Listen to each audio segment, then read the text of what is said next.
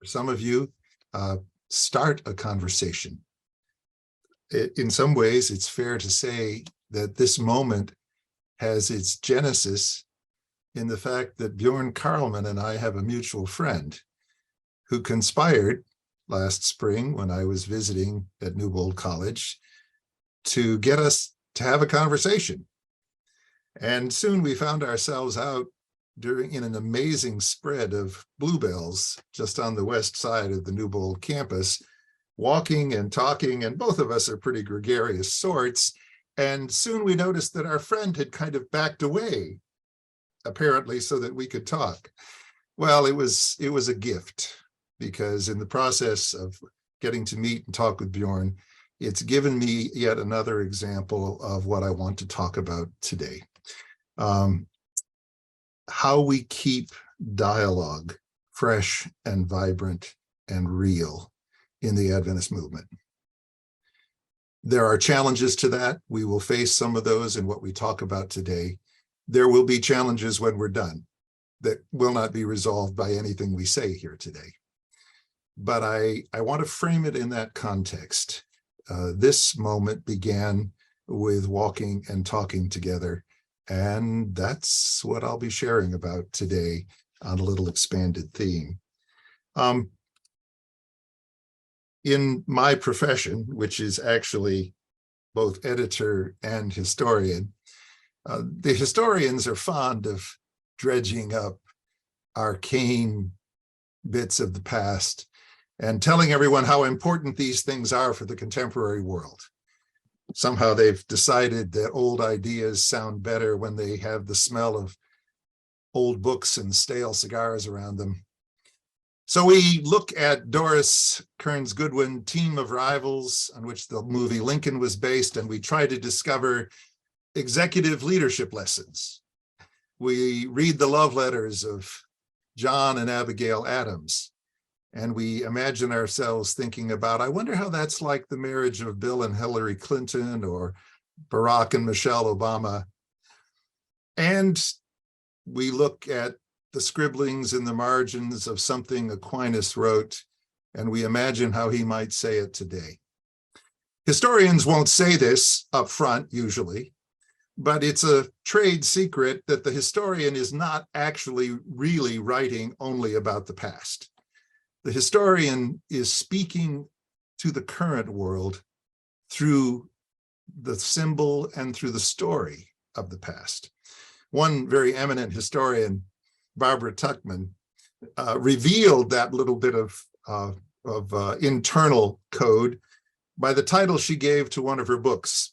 About 15 years ago, she had a very celebrated volume called it's called A Distant Mirror, the Calamitous 14th Century. And in it, she proposed that the forces she dissected in 14th century France were very much the same ones that were operative in late 20th century Western world.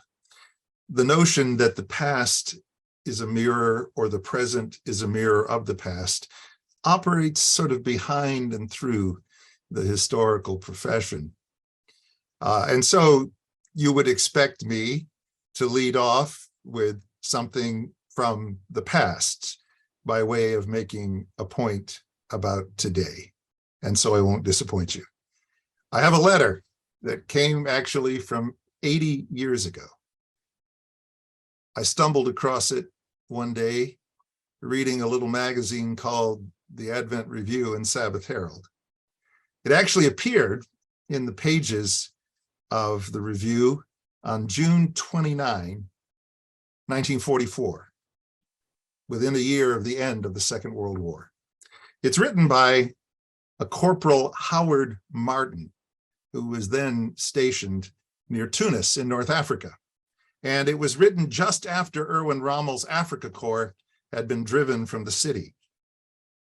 I will share with you his letter, and in the hope that you will see what I see in it for meaning for today. Corporal Martin writes, I hitchhiked to church there one Sabbath and was more than repaid for the effort, though the service was closing when I found the place. A Swiss family who had left their country at the outbreak of the war invited me and 4 other Adventist soldiers who were there to go home for dinner. During the Axis domination here, our host told us, there were 3 German brethren and 1 Italian, all soldiers who attended church regularly. One had been with them so long and was considered so helpful that they elected him pastor, which work he did till the British occupation. Like us Adventists in the American Army, they were in the medical corps and did not carry arms. It was interesting to learn, he writes, that on one Sabbath, our hosts were out walking with those 4 brethren, and the next week, 4 American Seventh-day Adventist soldiers went for a Sabbath walk over the same route.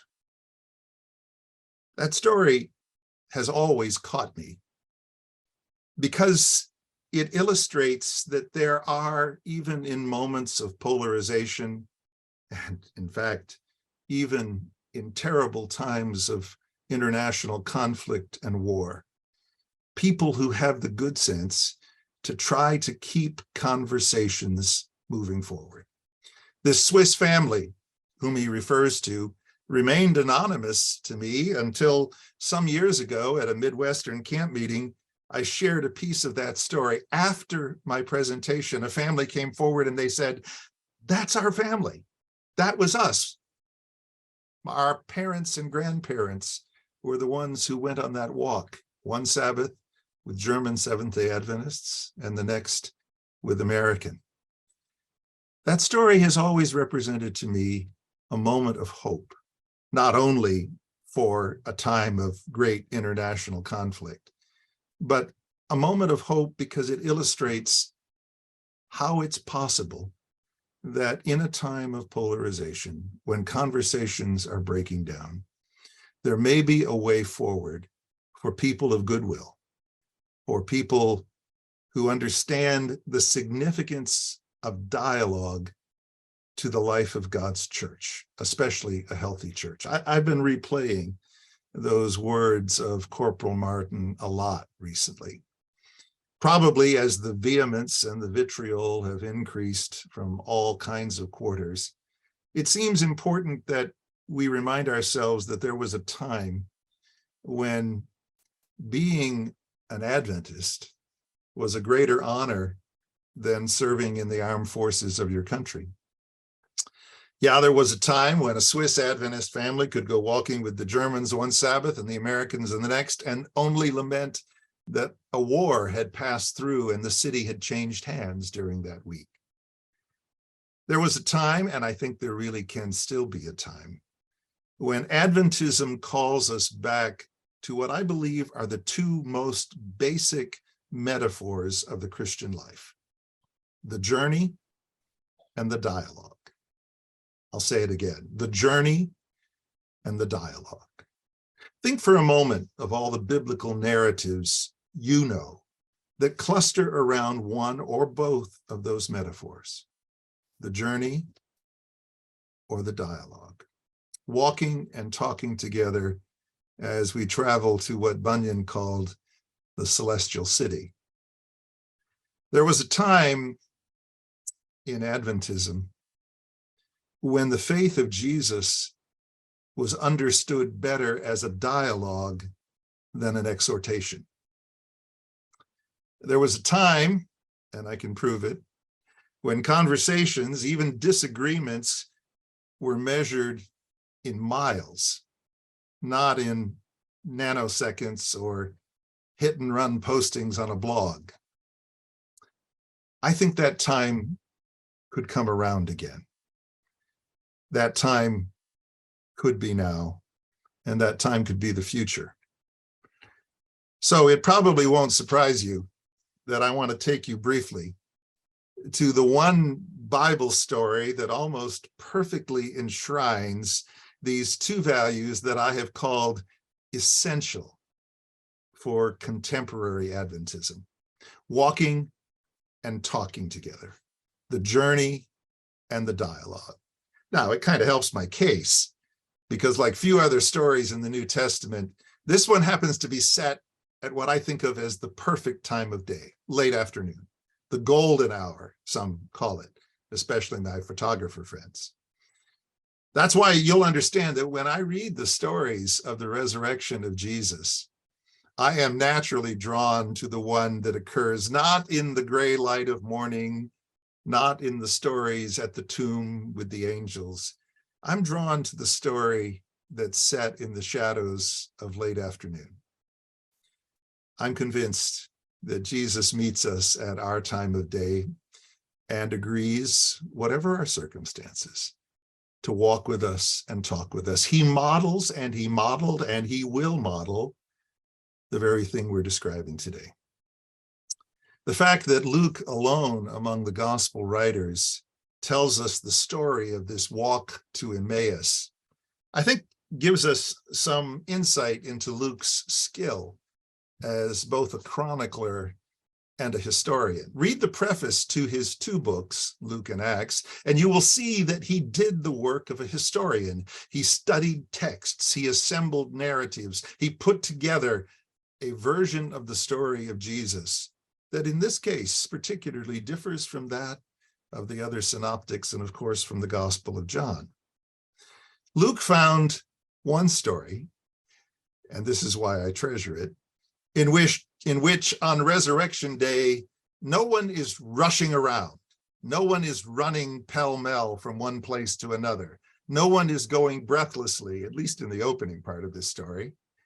Luke tells us the story that proceeds at the pace of a good walk with a friend. Luke alone tells us about these two, I guess you would say, obscure disciples. They leave Jerusalem as the sun begins to disappear on Sunday afternoon. And all he tells us is that their destination is Emmaus. We know Emmaus to have been a town about 7 miles from Jerusalem, roughly speaking, at a reasonable conversational pace, a 2-hour walk. But when you look at the setting of the story, you can guess that it wasn't just an amiable chat they were having. They had heard the report of the empty tomb that morning. They had heard that angels had spoken with the women who took spices to the garden tomb. Angels had told the women that the Lord had risen, but even these reports couldn't keep them in the city. Something fatal to their faith had taken hold of their minds. They were sure of it. They had seen it happen. Jesus was dead. He was irretrievably lost. Suddenly he went from being the center of all their hopes to being a great tragic figure whose life had come to a terrible end. 48 hours after Calvary, they didn't have any reason to be comforted, even if some of their peers were beginning to wonder if there was comfort in the outcome of the story. And we can tell as the story unfolds that Cleopas, who's the only one of the two who's named, he did not trust the stories that were carried by the women with typical male skepticism. He probably assumed that the women were overly emotional and perhaps having illusions about a moment they wished would happen. No, he and whoever his companion were steadfastly walking away from the cross, away from Calvary. They didn't have it decorated the way we decorate. There weren't any lilies to be seen. There was no soft golden halo. There was no gorgeous sunset. It was only, as the Apostle Paul would later call it, a rock of offense. And it's very clear they were stumbling. As they walked, their discipleship was unraveling. And there was no one to stop the rope that was fraying. The one on whom they had centered all their hopes, he was actually already the victim, the dead victim of Pharisaic hatred. His body was probably lying unburied in some Jerusalem garbage pile. This wasn't a day to be on the wrong side of history. This wasn't a day to linger and see what those who had taken power would do to those who had followed the young rabbi. And so it was a good day to leave town, even though it wasn't a good day. The text in Luke even suggests that the discussing and reasoning they were having with each other may have even been sharp, may have even been forceful. There may have even been argument between these two as they paced off the miles toward Emmaus. That's important to know when we see how the story unfolds. Well, you're familiar with the biblical text. You know what comes next. You know that as alone as they felt, they weren't actually alone. They were being watched. They were being watched by eyes that cared for them, even though they were not well known. They were walking like many of us do, in a mist. They were walking in a fog of tears, doubts, reasons, fears. All of these things conspired in their lives, as they conspire in ours, to cause them to rearrange their recent past, reimagine the trajectory they had thought history was going to take. Now they were simply wrong. They had been on the wrong side. I find it fascinating that on the very day of his resurrection, Jesus committed himself to spending 2 hours on the road to Emmaus with them. From any efficiency perspective, that might have been called a waste of time. Here, how could Jesus spend that much time on the very day of his resurrection with 2 obscure, second-string disciples of whom we never hear again in Scripture? The good news is there are no second-string disciples. There are truly, for Jesus, none who are obscure. And whether your name is Chloe or Cleopas, or even if you have a name of which the church doesn't know, the road is still open. The companionship is still possible, and his presence is still promised. You know, the longer I've thought about this story, and I have lived with it for more than 40 years now as a preacher and a pastor, longer I have lived with this story, the more I have come to see that Jesus could not have been anywhere else on that afternoon. There was a divine inevitability that Jesus was going to join the walking and the talking, the dialogue and the journey that was happening that day. How could he be anywhere else? He had already committed himself. He had said, "Where 2 or 3 are gathered in my name, there I am in the midst of them." So there he was in the midst of them.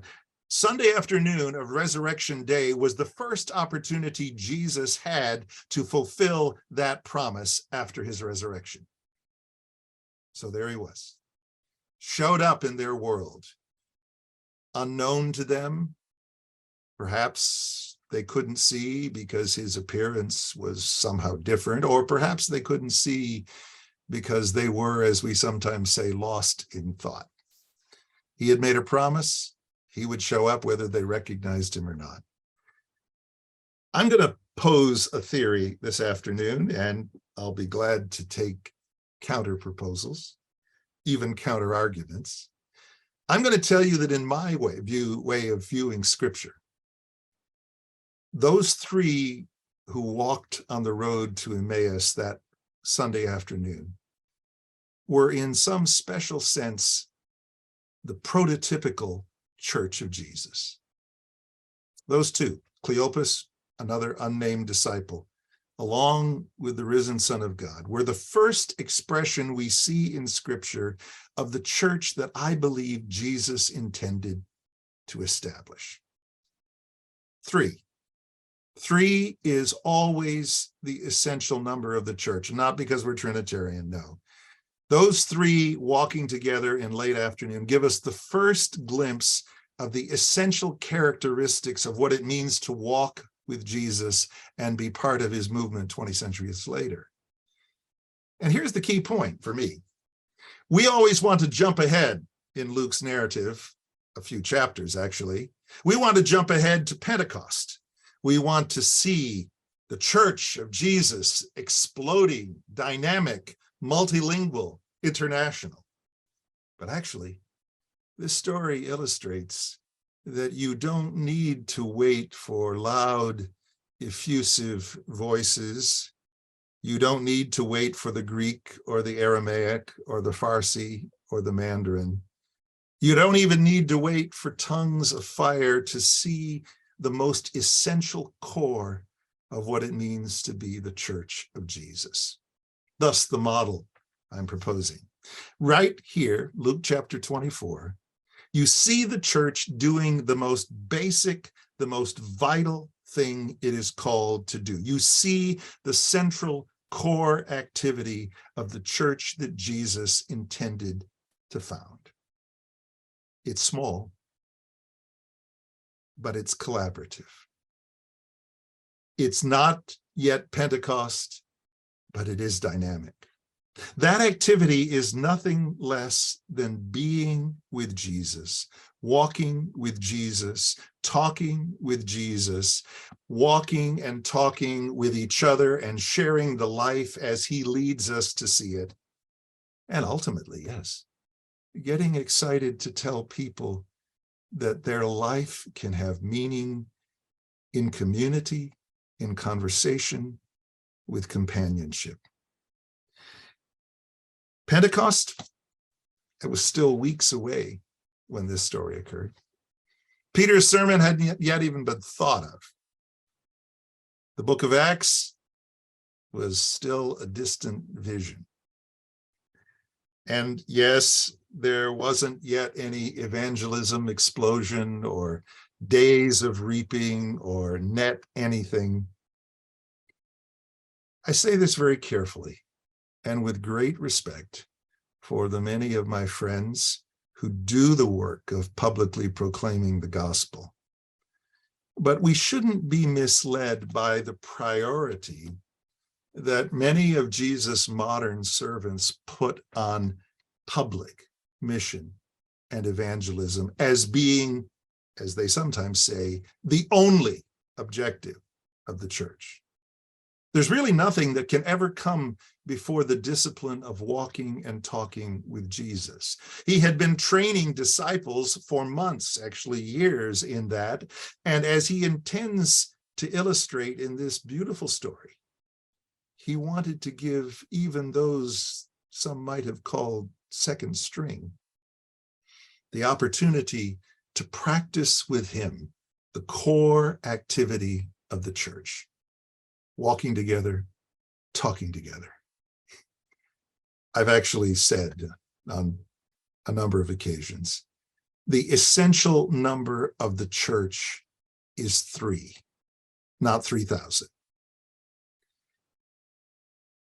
That is not a rebuke to those whom God blesses with great results in great stadium events. But it is to say that when we boil everything down to the core thing the church does, it is about walking and talking with Jesus and with each other. All that we do in his name, and we do a lot, can't obscure the fact that what Jesus prizes most about his church is when disciples walk and talk with him and with each other. That sounds, for many people, far too quiescent. Well, what's the point, they say, if we can't be out there moving, active, preaching, teaching, changing the face of things? What is the point of church? The point is actually the conversations and the dialogue and the walking and the companionship, which of course bring about witness, more powerful, more significant, more persistent than any other kind of witness that can occur. All of the torches that we carry, and we carry a lot of them, and all of the candles that we light, and all the searchlights that we shine on big worldwide publications, and I could name a couple, They can't hide the fact that the first fire is still the most important. Remember what one said to the other at the end of this story: did not our heart burn within us while he talked with us on the road, while he opened the scriptures to it? And it all began with a journey and a dialogue. It began by walking and talking with each other.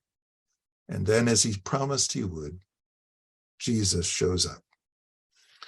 I have been on this theme for a while now, and not only a while today, because I think the movement right now is in danger of forgetting Luke's story. We are right now at a moment in the history of this movement when the language we use about what it means to be a Seventh-day Adventist is heavily proclamation and pronouncement, not dialogue and discussion. We're at a moment in our history when, for many reasons, we would rather exhort than discuss. We would rather proclaim and back away than stay engaged for the difficult conversations that always happen when the truth is being shared or preached. In a very typical task-driven way, we skip right over the 24th chapter of Luke and we go straight to the second chapter of Acts. We skip the story that took 2 hours to unfold and go to the one that we can read in 4 minutes. We would rather have a story in which we, like Peter, perhaps, are the key actors, and there are big results and lots of baptisms and dynamic things happening on an international scale. But that's not the way this story unfolds. This story is a living illustration of the grace that is at the heart of following Jesus. It's grace that causes him to show up and keep his promise. It's grace that causes him to walk a difficult road with 2 very sad, discouraged men. It's grace that ultimately leads them, as he leads them through Scripture, to see their history and to see his history differently. And it's grace that ultimately reveals to them who it is that they've been walking with. These men are not intended to be memorable by themselves. And in fact, their story has often been obscured by our emphasis on busyness and activity and proclamation.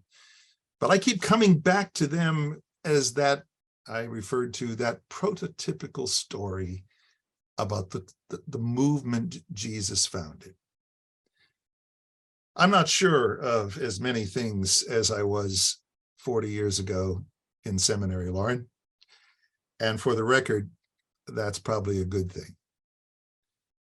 Pushing through my own Middle Ages, which are now a distant view in the rearview mirror, it has persuaded me that many of the certainties I espoused when I graduated from college and sat through seminary, many of those certainties have occasionally blessed me, but perhaps only rarely blessed the people I was supposed to serve.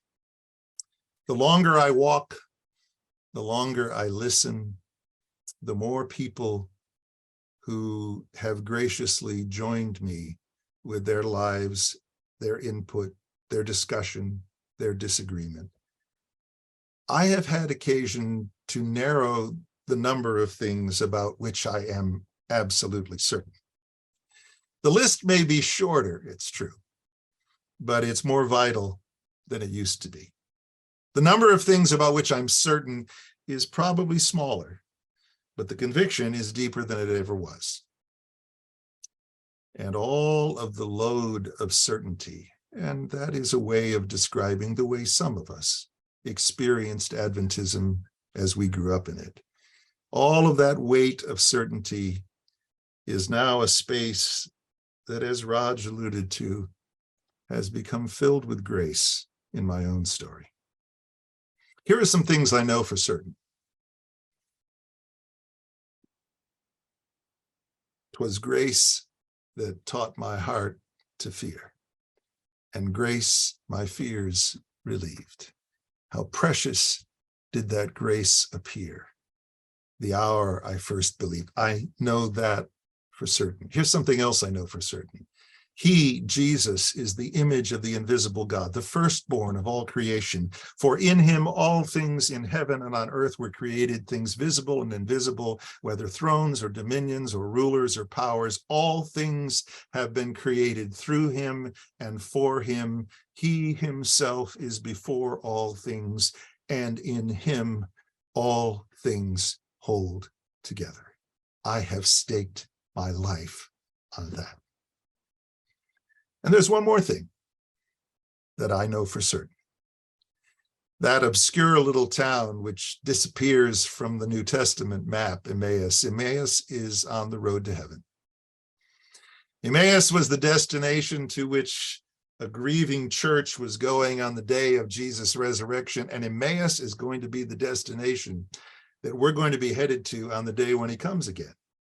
And the things they were doing 20 centuries ago when they discovered the risen Christ among them are identically the same things that we will be doing when we discover the risen Christ among us. They were walking with each other. They were talking with each other. It probably is worth mentioning that there is no record, nor should there be, that one was walking ahead and the other was following in submission. It doesn't say that.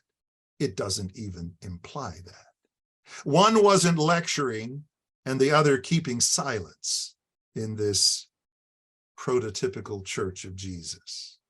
One didn't do all the talking and the other do all the listening.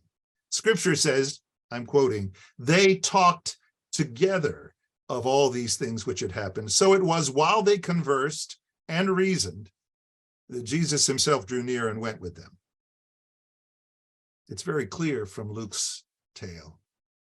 They found Jesus in the middle of the conversation. They discovered Jesus in the act of journeying together.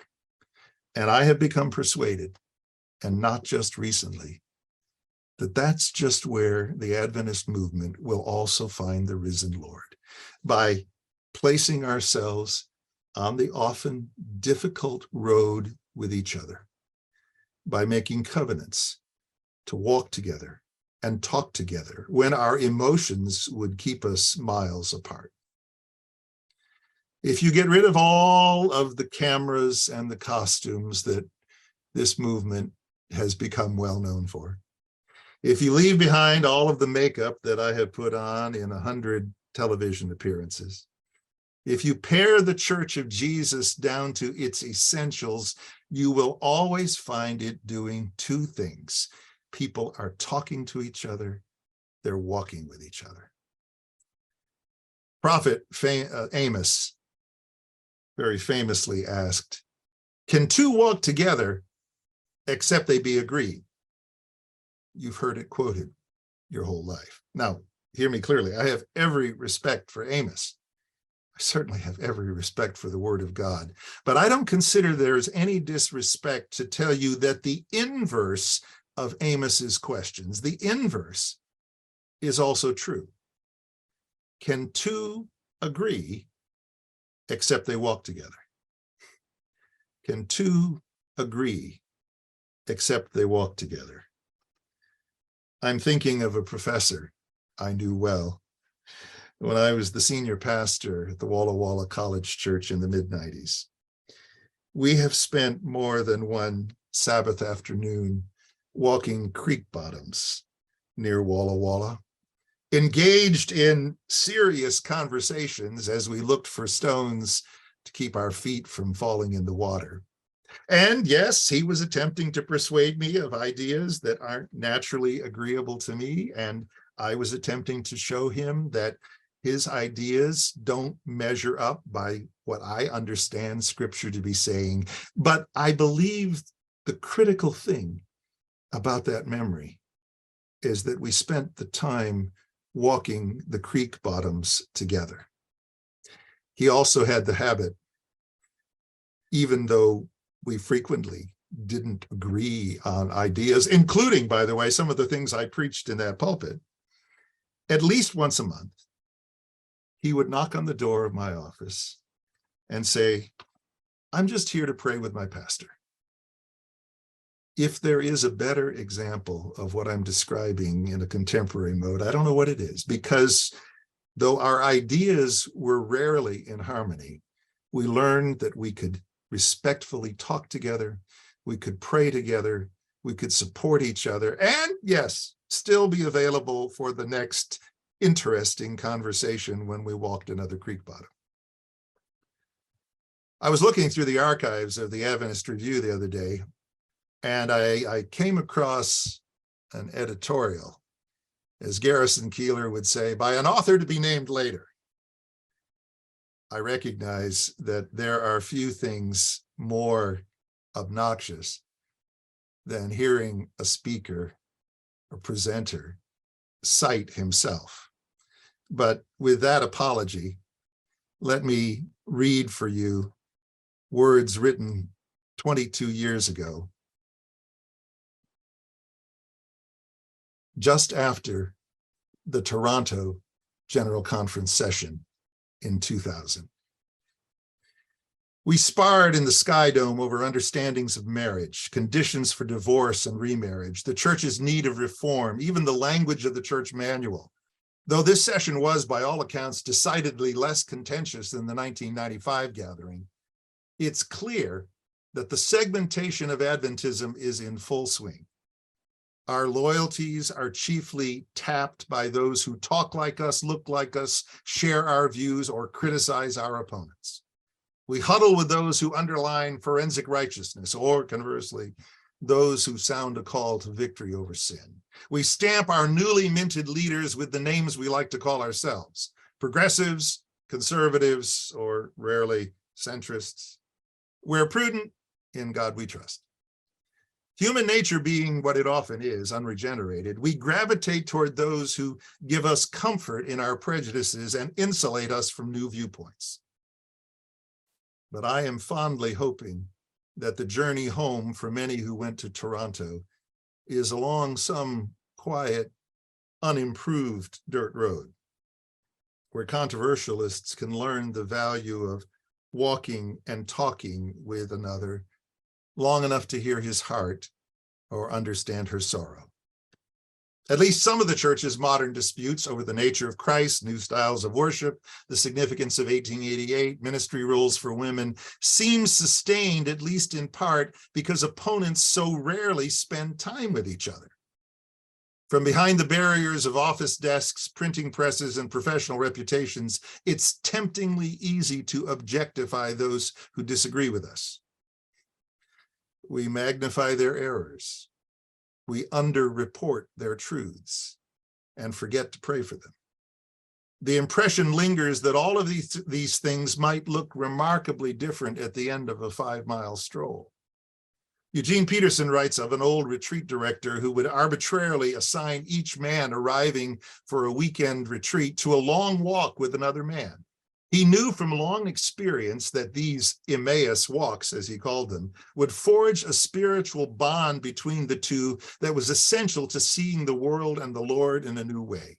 The grace emerging from the cross is measured out across the miles we journey with each other. We discover sympathies we hardly thought ourselves capable of. We build respect even where we differ. So here's a call to take an unimproved road home from Toronto or from whatever place you find yourself in. Invite that person whose ideas frustrate you or make you tremble on an Emmaus walk. Chances are they too will be relieved and grateful to leave the contentious past behind. I mentioned that this is not a recent thought for me. I have been living with this burden, this belief, since shortly after I came to this journal, as Raj says, a quarter century ago, which sounds very long. In the process of thinking about how this movement actually moves forward, we have to deal with the fact that there's really nothing more unlike Jesus than the habit of walking by ourselves, or only walking with people who happen to agree with us. There's nothing more symptomatic of our failures as disciples than the habit of insisting on theological or ideological sameness as a prerequisite for journeying together. Every broadside on a hot little website or a hot big website, every assault on the faithfulness of those with whom we differ, gives the world all the evidence it needs that Jesus really is dead. He's gone. He can safely be forgotten. Somewhere back in the misty history, which means I can't remember who said it, a line stuck in my life and has become more true as the years have passed.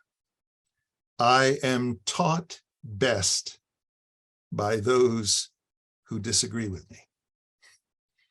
I am taught best by those who disagree with me. Or as one of my college professors used to regularly remind us, if two people are always agreeing, one of them's not necessary.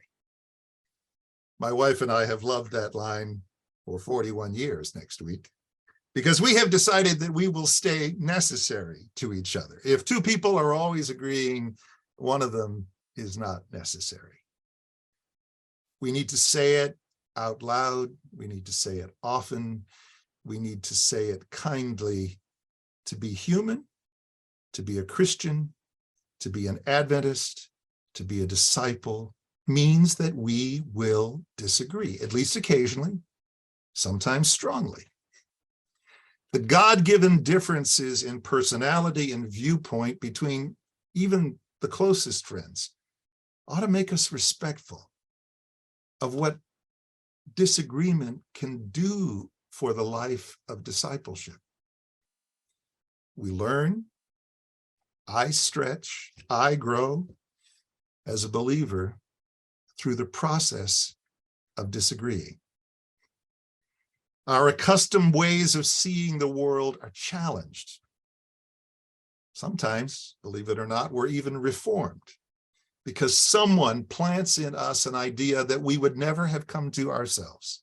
Their critique actually is spirit-driven, and it settles in our heart, and it promotes change in us that we never would have accepted any other way.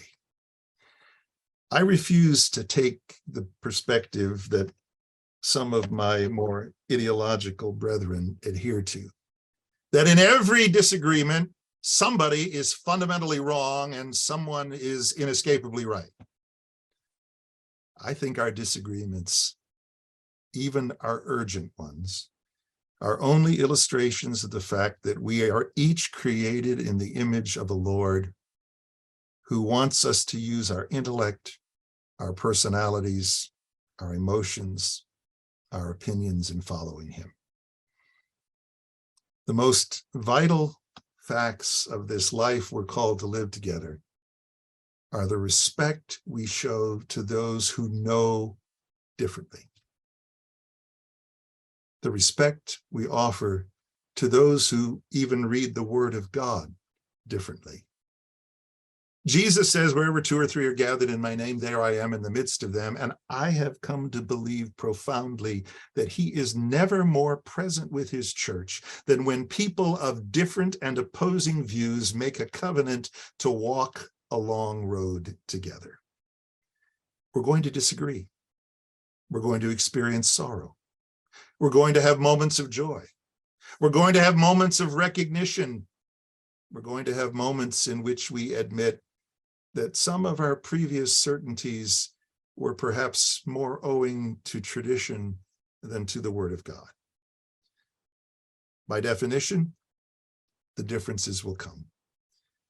And I believe that Jesus expects there will be some disagreements among us. His church is founded, let me be clear, his church is founded not on unanimity, and certainly not on uniformity.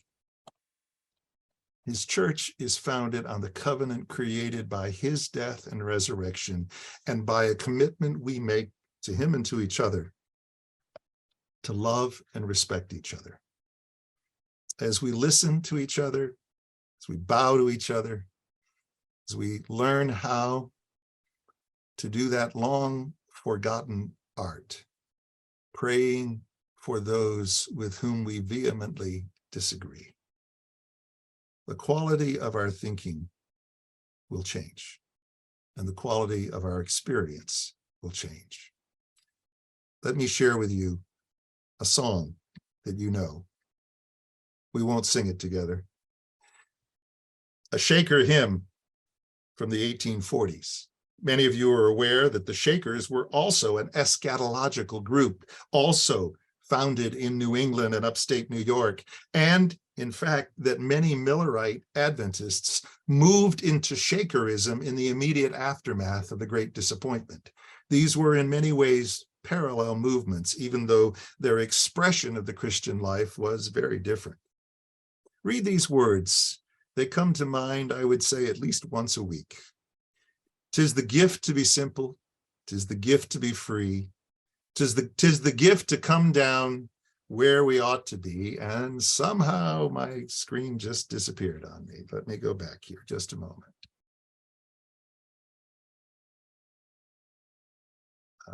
Here we go. Try it again.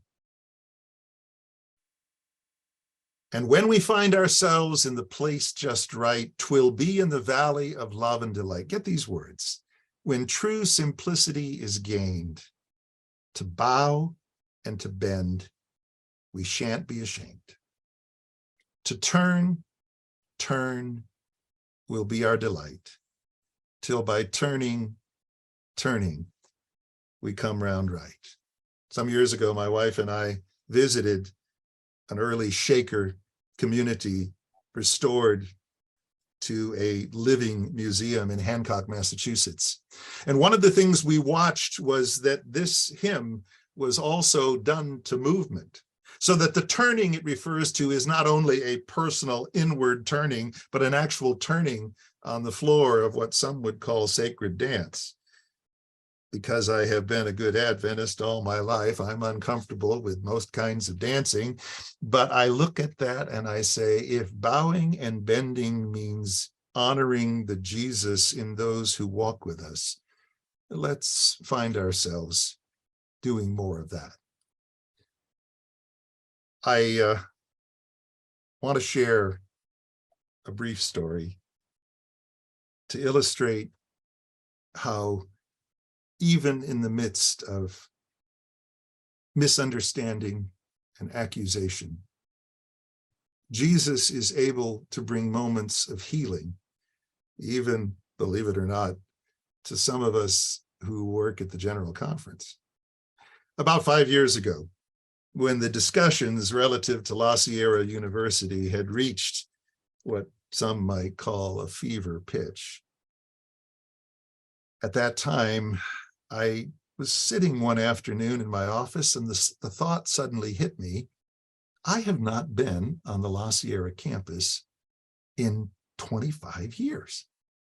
I have driven by it many times for meetings in Loma Linda, but I had actually not been on the campus. And since it was just then the subject of all kinds of acrimonious debate, there was intense conversation about the faithfulness of the biology department or the life sciences department, or who was teaching or saying what. I was hearing much, and the volume was rising. And somewhere the thought occurred, and it isn't typical for me, pick up the phone and call an old friend, Randall Wisby, who was then the president of La Sierra University. We hadn't seen a lot of each other in recent years, but we had worked together 40 years ago in one of the institutes at the seminary. I picked up the phone, reached Randall and said, Randall, I've just discovered, thinking about it, that I haven't been on your campus in 25 years. Would it be possible for me to quietly come and take a look around? He quickly understood the moment, and he said, Bill, come, please. You can go anywhere, ask anything, see anybody, meet with anybody, and just to make it more special, I won't be in the room. You can have all the freedom you want. I asked of him only one thing. Please don't make any announcements that I'm going to be on campus. I really don't want an interview with the student newspaper about what the review editor thinks, at least at this moment. Randall was better than his word. When I arrived, at my request, he had set up meetings with the theology faculty, with the biology faculty, with student leaders, with campus chaplains. Every group I had asked to meet with, he opened the door to, and as he promised, stepped away so that there could be complete freedom to talk. It was a fascinating 2.5 days. I learned a lot and I unlearned a lot. I met so many people of goodwill and strong faith. I met so many people who reminded me of the Adventist campuses that I have grown up on: Southwestern, Atlantic Union College, the Andrews University Community, Walla Walla University. In fact, I saw a campus that seemed to me remarkably like the ones I have known, with remarkably the same challenges and remarkably the same diversity. But let me tell you what moved me and which changed the moment for me. Several years earlier, because of a meeting at another event, I had made a friendship with Sam Leonore, who was then the chaplain at La Sierra, now works for Adventist Health. And Sam heard from Randall Wisby that I was coming, and he organized a meeting with all of the student religious leaders involved in student government, the campus student chaplains, the resident assistants in the dormitory. There were more than 50 students. And so we sat for a fascinating hour, maybe 90 minutes, and Sam laughed and looked at me and said, Bill, they're all yours, and for all of you, you can ask him anything. And they did. And it was fascinating and fun and difficult and all those things that you might expect when you're sitting with a group of incredibly bright, talented, thoughtful young adult Adventists who want to know why their church is doing this or that, or if in fact that's what the gospel calls for. But then near the end of that time, he said, now, Bill, we have a tradition here. He said, I want you to pick up your chair and I want you to come set it out here in the center of the room. We had been sitting in a great circle. Bring your chair, he said, and put it here in the center. And if you know Sam Leonore at all, and you know the sly smile that works up the side of his face, I could see something was coming, but I didn't know what. I put my chair down in the middle of the room, and he said, now, Bill, we have a habit here. You might even call it a tradition. When someone comes to this campus and answers our questions, we ask them to sit in the middle of this room, and all of us, men and women of whatever age, come forward and we lay hands on that person and we pray for them. And I sat there, not just for one prayer, but for prayer after prayer, as I listened to some of the most thoughtful, mature, young adult Adventists I can ever remember hearing pray for me, for the ministry I serve, for the place I work, and for more conversations like this in the life of the church. It was a moment that changed a lot in my life, and not just in the way I saw La Sierra University. Because of Randall's graciousness, I had a chance to see what I otherwise would not have seen, to hear what I wouldn't have heard, to listen to those, yes, with whom I disagree, but to discover that there was a great reservoir of goodwill and civility that could be tapped if participants were willing to do so. What I'm describing here this afternoon has a name, and it has, I hope, more than one advocate. I've called it dialogical Adventism. Dialogical Adventism. And no, this is not some new variation of an old faith. This isn't some departure from what you think of as tried and true. If you know anything, and this week note I put in the teaser for this session, if you know anything about the history of Adventism, I hope you do, then you know that this movement was conceived in discussion. It was birthed in dialogue. It was breastfed on argument. It grew up in a debating hall. And yes, our signature book has the fascinating title of The Great Controversy. Dialogue, hearty, thoughtful, impassioned, respectful dialogue has been one of the distinguishing forces of this movement since before there was a movement. And I want to show you a few illustrations of that from the magazine that I have been a custodian of for the last few years.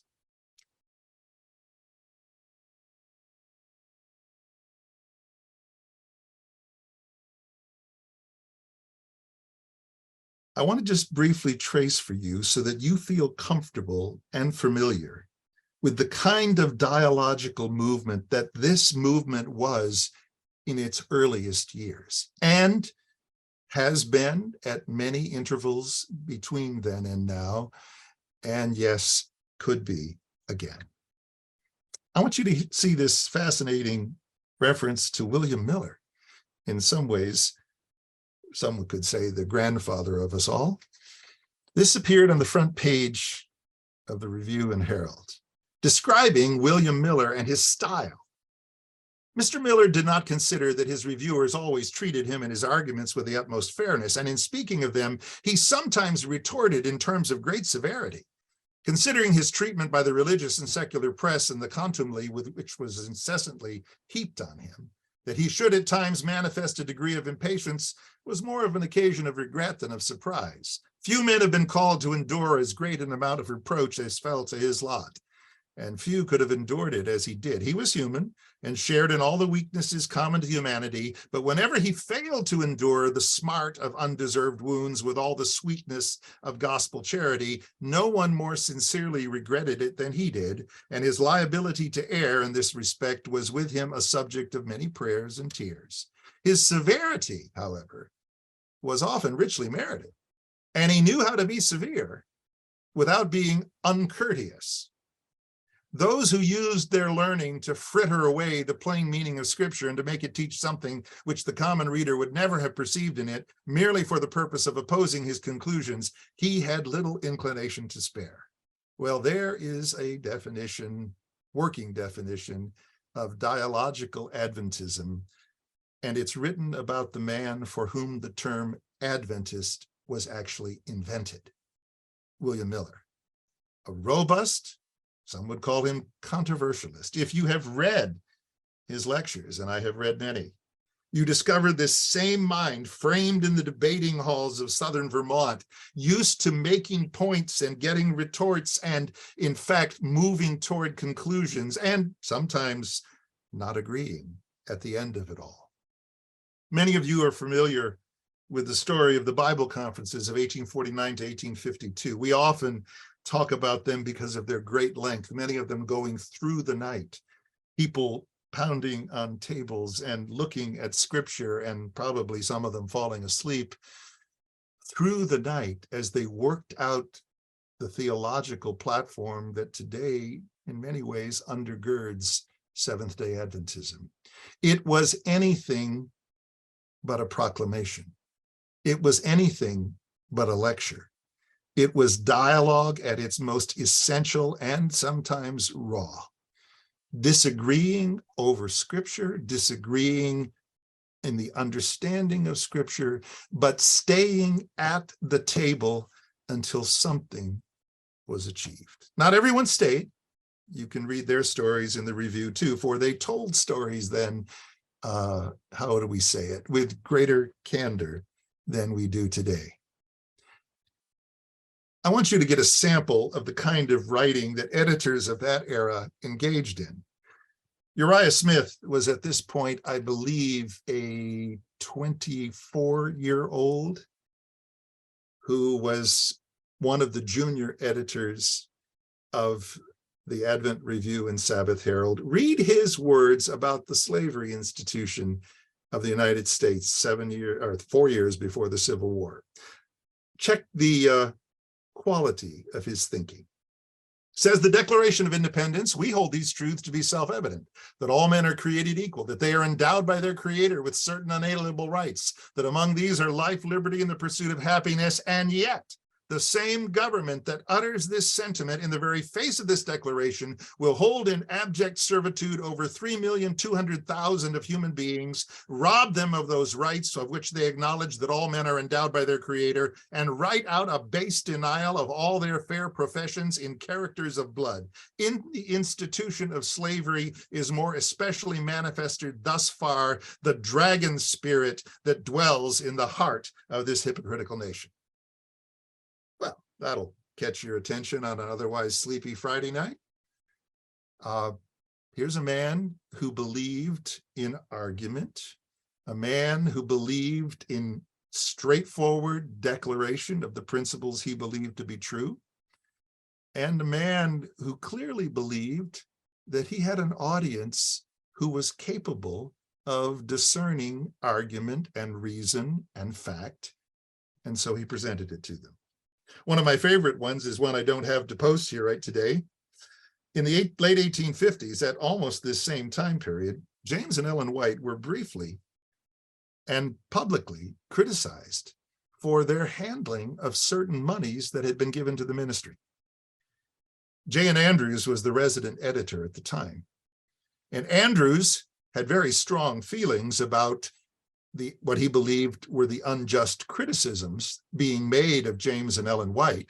But he did something that illustrates the spirit not only of those times, but of a time when a movement could look seriously at an issue and put the facts first. Andrews printed on the front page of the review, word for word, the attacks of those who criticized James and Ellen White.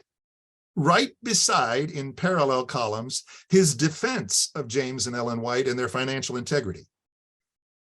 Think of the kind of trust you have to have in your readers to do that, to believe that you can print the critique and your best answer side by side and leave it to those who can reason and think and argue and believe even differently. I want to show you something else just as an oddity. The review in those days was a robust magazine. All kinds of things showed up there. Here's one that would never show up today. It's titled, and you can't quite see it probably because of the way the screen share is going. It's entitled The Execution of Maximilian.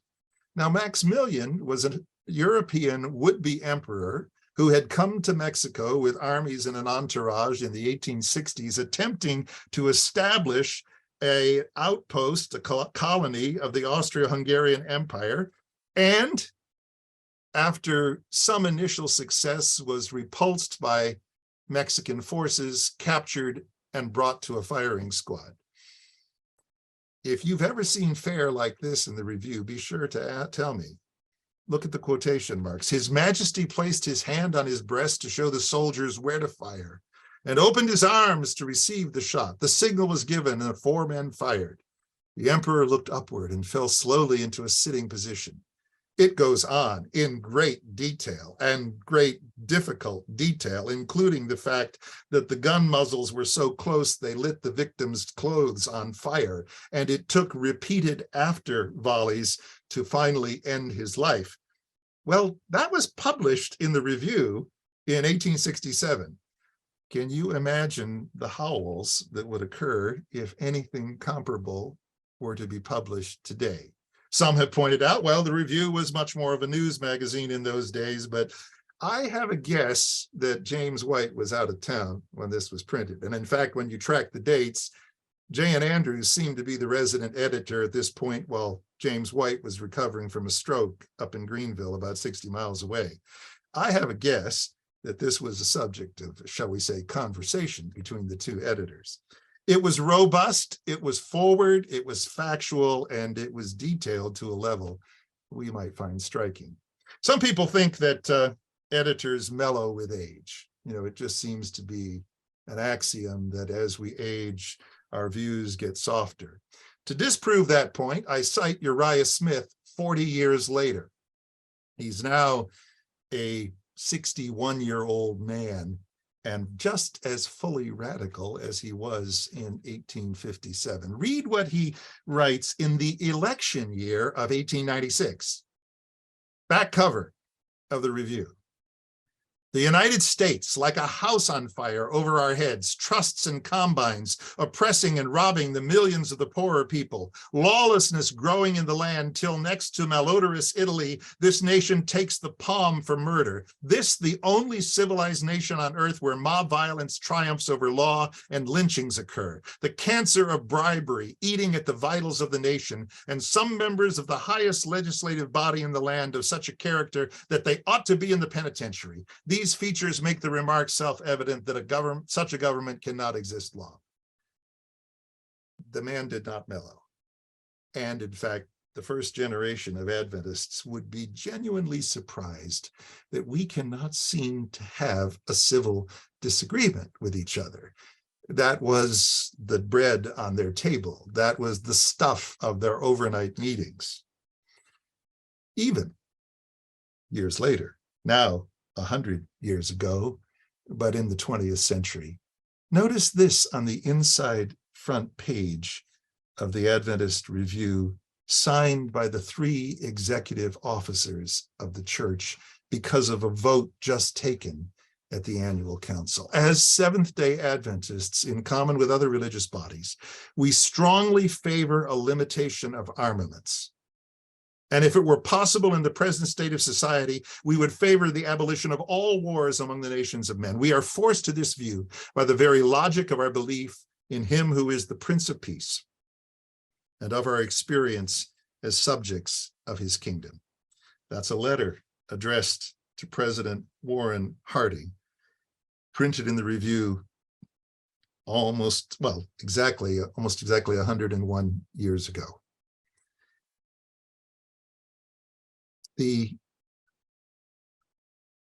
Trying to get my stop share to work here. Okay. And for some reason, my mouse has decided this is the moment to freeze. Can someone else click the stop share for me? Can only I do?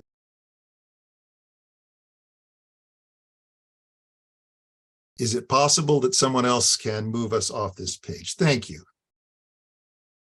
And now we're in someone else's screen share. Thank you. Okay. My mouse battery must have expired in the process. Sorry about that, Bill. It just took me a little moment to. That's okay.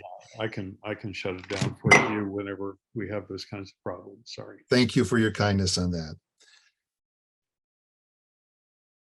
I've shared, perhaps at too great a length, a vision of not only what was, but a vision of what can be. There are 1,000 implications to the phrases I have used. Many of you will have questions about some of those. I may not have answers, but as the expression goes, I'm good for the conversation. Thank you for your attentiveness, and in advance, I will just say thank you for your questions and comments. Thank you, Bill. This has been really so very beautiful. You've spoken to our hearts, you've spoken to our minds, and I've just resonated with your narrative of the key essentials of what it means to be the church, journeying and dialogue. I don't have a counter narrative. Your narrative has been powerful. I do have a question before I begin calling on these others here. You've had this passion, it seems, for a couple of decades from one of the pieces you wrote right after Toronto. How do you feel about the impact that this particular focus that you've given has or has not had in others in your building and in the church as a whole? And how do you explain whatever the impact has been or has not been? If you were to enter my office at the General Conference, you would discover that I am surrounded by books, but on the top of the bookcase facing the door, there is a sign that says, "Voice Crying in the Wilderness Department." There may be an answer there, Raj, to your question. As I was looking over many of the editorials I have written in the last 25 years, I was beginning to think about how they might be indexed, and I realized that probably the number one topic I have addressed in those 25 years, and I don't know how many hundred editorials, is civility. The necessity of learning how to talk with each other and to each other in a movement that is incredibly diverse, multilingual, international, and frankly, so large that it is a wonder on some level that it still coheres. I wish I could say that I was positive and optimistic about the way the view I have articulated has been accepted or even welcomed, not only in the building where I work, but in many other corners of the church. Every now and again, some friend will advise me of the things that are being said on some of the hot little websites about my latest editorial. I make a point of not reading those. They'll tell me just so I know. And I discover that, again, it is so tempting for all of us, and I mean all of us, to say, because you disagree with me, you're not only in opposition, you are somehow a bad person or a misguided person. It is tempting for us to look for the brick instead of the reasoned argument. That's been my great fear as I've watched the church I love over the last 25 years. We have gone to our corners, we have picked up our bricks, and we've become quite good at heaving them at each other. I hope, and I actually have some reasons for this hope, that there is a generation coming just behind those of my generation who get this better, who understand it well, and who have already made some life commitments that when their time in leadership comes, they will do differently. I'm seeing that happen in a number of places, enough places, by the way, to keep me encouraged. Okay, thank you. Well, we certainly hope you're right on that. Certainly hope so. All right, let's see. George Tichy, you're next, my friend. Okay, hi, Bill. We don't know each other, but I have heard about you and read from you quite a bit. And I want to congratulate you first and thank you for your ministry for so many years. You have done a marvelous job as the editor and all that, and planting ideas that are very necessary for our church. So I really appreciate that in terms of your ministry. And I also want to appreciate your message today. You touched so many points that I don't know even how to condense what I'm going to say, but I'll be brief. I agree with basically everything you said. And I have to thank you also for being here, because it requires courage to come to this site. This is a place where idealism is appreciated, but I think realism is the real thing we do here. I would agree. So thanks for the courage of being here. I get it. You expose yourself to an audience that might be a little bit rough on you, okay? And including myself, okay? Because there's a lot of fire here, and we all can be burned a little bit here. Yes, I saw a lot of idealism in your presentation, but let me be realistic about a couple of things. You talk about dialogue. Well, I am wondering about this because the Adventist Review, in my experience with online and all that, has been just terrible with the Adventist Review. Not one single time that I asked a question in the dialogue there or so was the question addressed or the answer. It was censored because of course, is not open. You put it there, and then of course it's censored. So I am kind of, it's difficult to understand when you talk about dialogue that fluently. How was it that during the time you were at the Adventist Review, that the dialogue was inexistent? Was one side, the church side, and there was no opening for a dialogue at all. So, and this church is not much open to dialogue. I'm a long-term Adventist, exposed to it since age 4, and even getting a degree in theology in college. And I know Adventism is not open to dialogue. What are we talking about here? That's not true. This is just some paint on the wall. So, but so the dialogue thing is very important. And I will be curious on one thing. Now that you resigned, supposedly, we don't know, nobody knows the truth, but you and certain people at the GC about you resigned or where you resigned, who knows? We know Adventism very well. So let's be careful with that.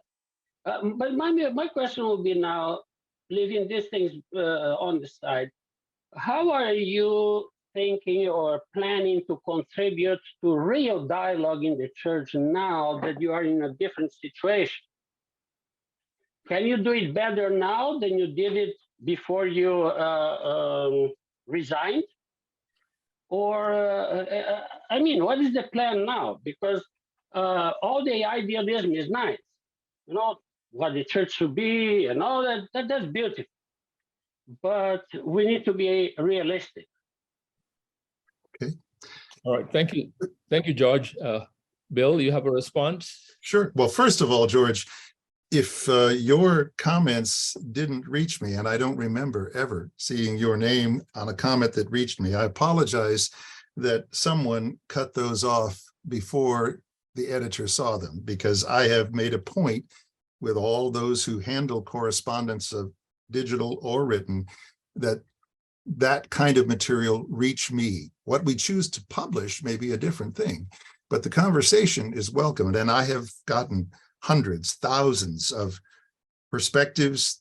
They may differ from mine, they may differ from an editorial, but I have believed, and I continue to believe, that welcoming those is part of the tradition that I inherited and that I hope my successor inherits. As to how I planned to keep dialogue alive, first of all, in my own life, this is a commitment to live it as an individual and to keep those sometimes difficult but necessary conversations going with people who start from very different places and end in very different places than I do. I am taught best by those who disagree with me, and they contribute the greater part of what I've learned in recent years, because simply hearing affirmations of my own certainties doesn't bless me. So I'm expecting on a personal level to keep those conversations going. I'm moving into an environment, and several of you have referred to it, as the church's liaison to Capitol Hill, the White House, and the diplomatic corps. I'm moving into an environment where dialogue is the very name of the game. It is what has to happen on a significant level. There are few who share Adventist assumptions in that world. And we have to both explain ourselves in a courteous and civil way and remind people of the founding documents of this country that guarantee the religious rights of minorities such as ourselves in the public square. I will be spending my days and perhaps my nights trying to start conversations and dialogue with people who come from vastly different starting positions than I do. I will get some practice in the skills of diplomacy, if nothing else. All right, thank you. Dr. Hemmings. Thank you. Thank you, Dr. Knott, for your very insightful presentation. I wanted to ask on the line of George Tichy here. I don't know how you pronounce his name, but I want to just make a comment on a last point you made, that you believe the new generation will change things. And I'm afraid I do not have that optimism, because as long as we're working in a church where dialogue is suppressed, people will work in fear. People will be concerned about maintaining their power and their position in the church. Because I've been in many of these meetings with church leaders from around the world, I can feel the spirit of fear in it, from the very leader to everybody else. There's a spirit of fear, because I'm sorry I have to use this term to discuss this, but it's as though we operate on a rule that a kind of gangster rule. That you dare not depart, or you know what will happen. And I think even the very leader is intimidated by that rule. And so I do not have the optimism that you have, that perhaps subsequent generations will change. I find that people find their voices only after they retire or they resign. And if this is so, I cannot see how we can change anything if we do not have the courage to do anything about it while we are part of it. This morning, I was teaching a Sabbath school, and we were teaching about the state of the dead. I'm a biblical theologian, and I'm not into proof texting. And if I'm looking at something, I'm going to look at all the traditions behind it, etc., etc. But for me to go through that kind of strict biblical analysis, it's a cutthroat event. And because people want to hold on, and it's not like you're taking away what they believe. You're simply saying, let's look at it a little closer. Nobody wants to look at it a little closer, just to make sure that we have a firm foundation. We got it already. Don't look at it any closer. Don't scrutinize it anymore. And so, after I left that Sabbath school, I went to another where somebody was saying, oh, I belong to a community where I feel safe. And I had to ask this person, what makes you feel safe as a Seventh-day Adventist? I don't think any of us feel safe, especially those of us who are in the mainstream of the institution, whether as leaders, teachers, theologians. None of us feel safe. I feel safe not as a Seventh-day Adventist, but as one who has a deep and enduring faith in God and in God's purpose for my life, but not as a Seventh-day Adventist. I find I'm always have to be parsing, careful what I say, walking on eggshells. This is how it is. From the very top of leadership of this church, right down, everybody is walking on eggshells. And so it's very difficult for me to share the same optimism with you. And that's one thing. And I came in a little late, so I went on Adventist Review website. I know you've been the executive editor for Adventist Review, and I guess I wanted to ask something similar to what George asked is, what has the Adventist Review been doing to facilitate this kind of dialogue? because I don't know. I think Adventist Review, many of us are of the opinion that it is an instrument of, Adventism as we want to, those who are in power want to define it. And so, I'd like to know to what extent has the Adventist Review been facilitated. As you've shown, it has come a long way from what it used to be, and you weren't able to show us any modern samples of dialogue. But if we could see that, it would be good. So anyway, that's my rant there. Okay, thank you. I'll be glad to respond if you'd like. Sure. I would, moments like this, it's imperative that you not sound defensive, and so I don't wish to.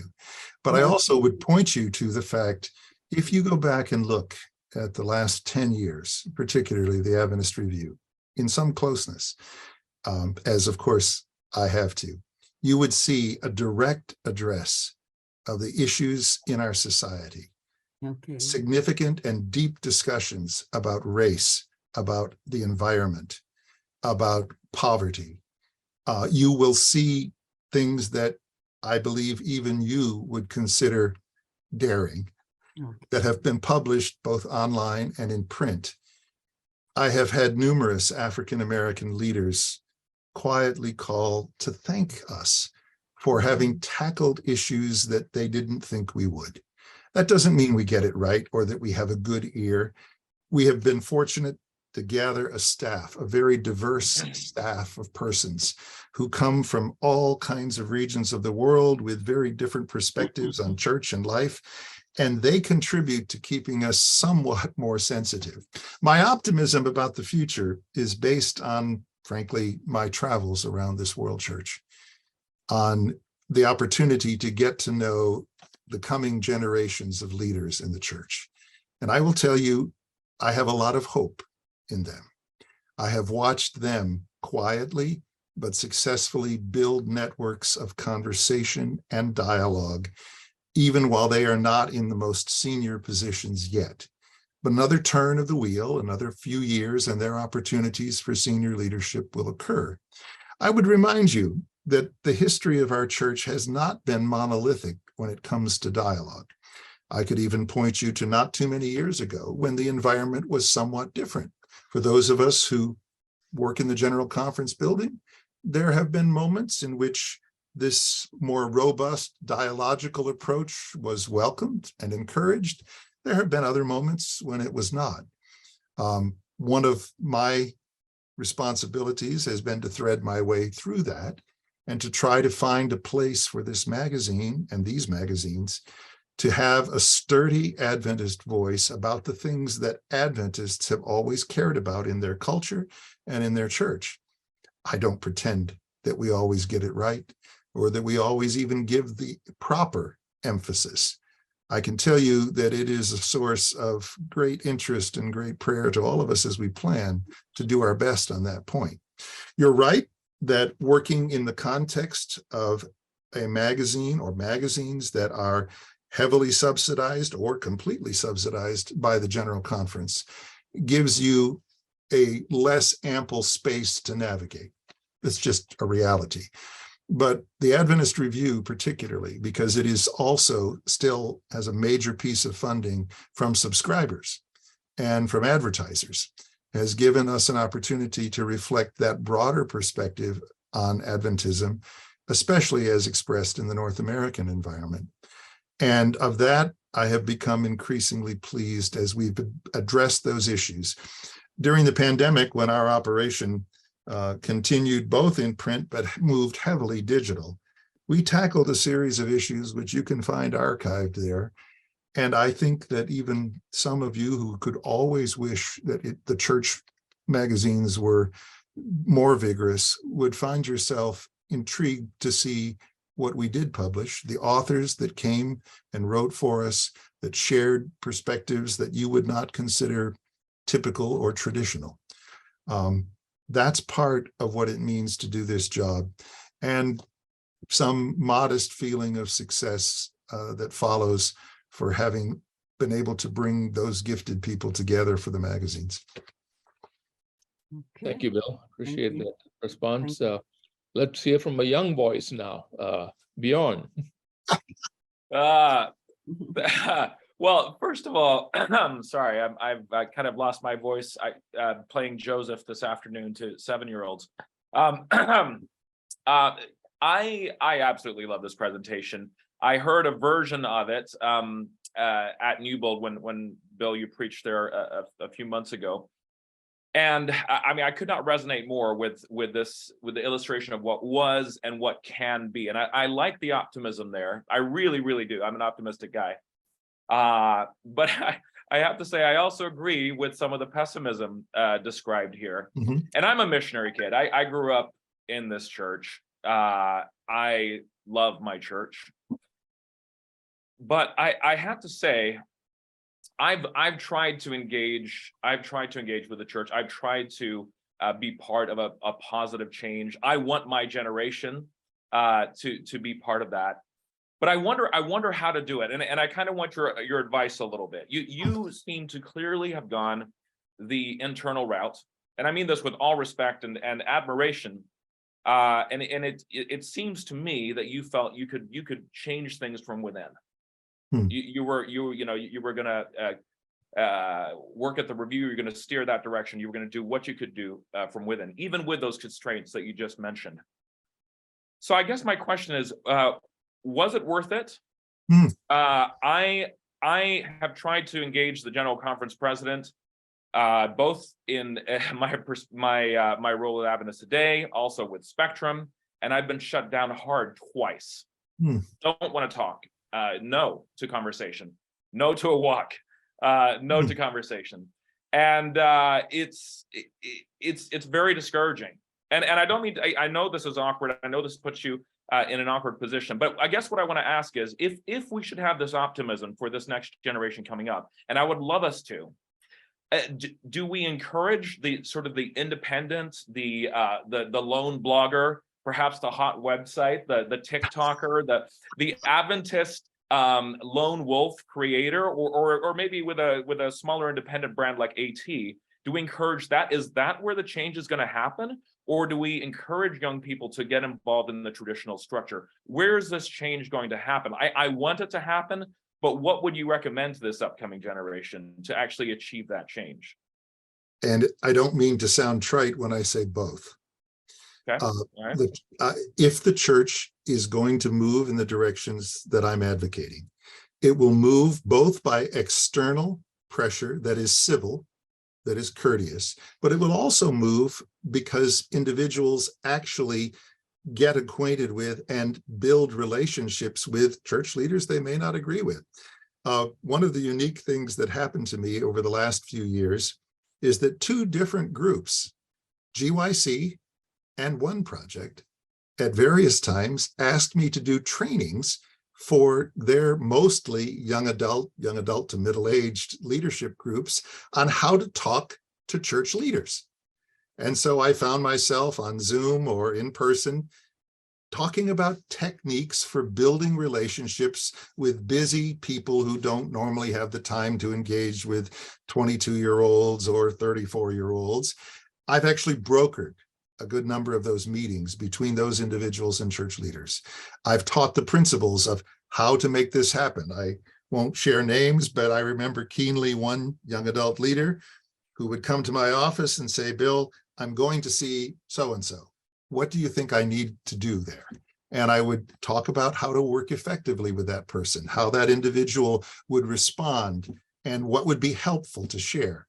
Often their own story, their own experience of Adventism was the best thing they could share. In so many instances, I watched unlikely alliances form. I watched leaders who had dismissed those same organizations publicly become friendly and available. Again, it isn't magic. It doesn't happen always, but I've seen it often enough to believe that there are techniques we can learn and train ourselves to do with certain disciplines that actually facilitate change in conversations. I use an expression with our team members. When you get to a certain point of frustration in dealing with bureaucracy, there is a time when you just need to go stand in the doorway. Well, to extend the metaphor, there are times when you just have to show up and not go away and be persistent. That has been the story of many of those from both left and right who have succeeded in conversations with church leaders. They were persistent. And I will tell you that that is the single quality I'd recommend to anyone who wants their church to change. Stay in the conversation.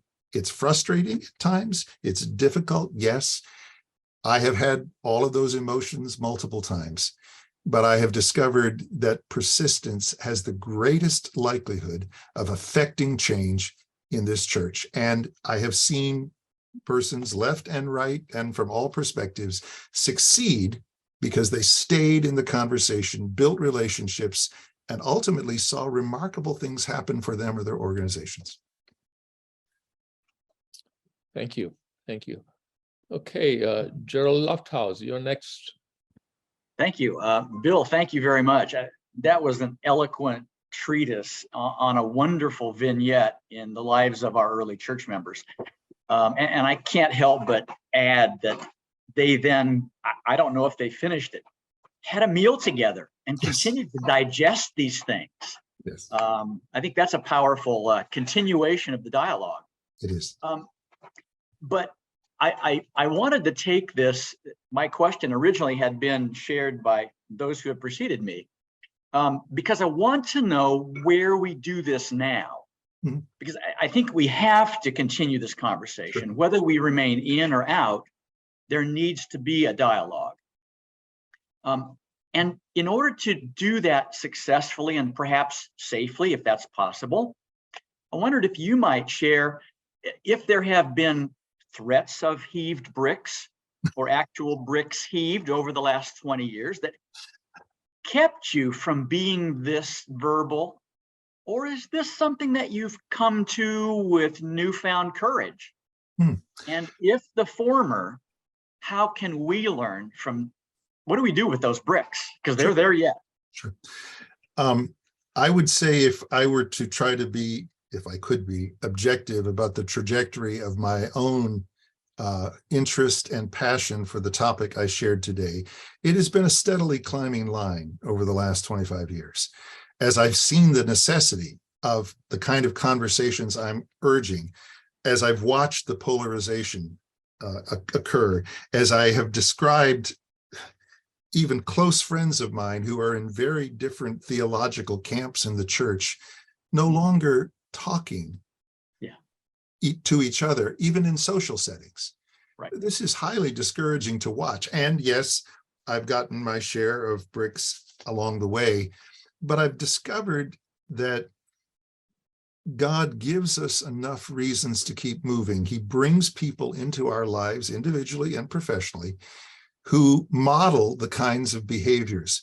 There are several individuals, and I won't embarrass them by calling their names out from the General Conference, who have been to me a great encouragement in this. I watch their social network. They speak with people.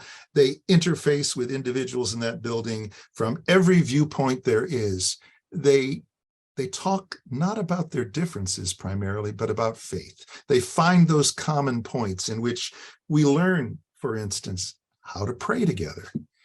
When's the last time any of us reached across the proverbial aisle and sought out someone who disagrees even vehemently with us about theological matters and asked to pray with them? I have discovered that the simple and yet powerful expedient of praying with individuals has changed the dynamics of so many possible conversations and made possible some not just metaphorical, but actual walking together and learning from each other, even where we persist in our viewpoints. We gain a respect for each other in the process. I look for those points in common. Prayer is one of those. Talking about people we love and care about, our families, the simple pieces of our daily lives become the places of connection as we walk and talk together.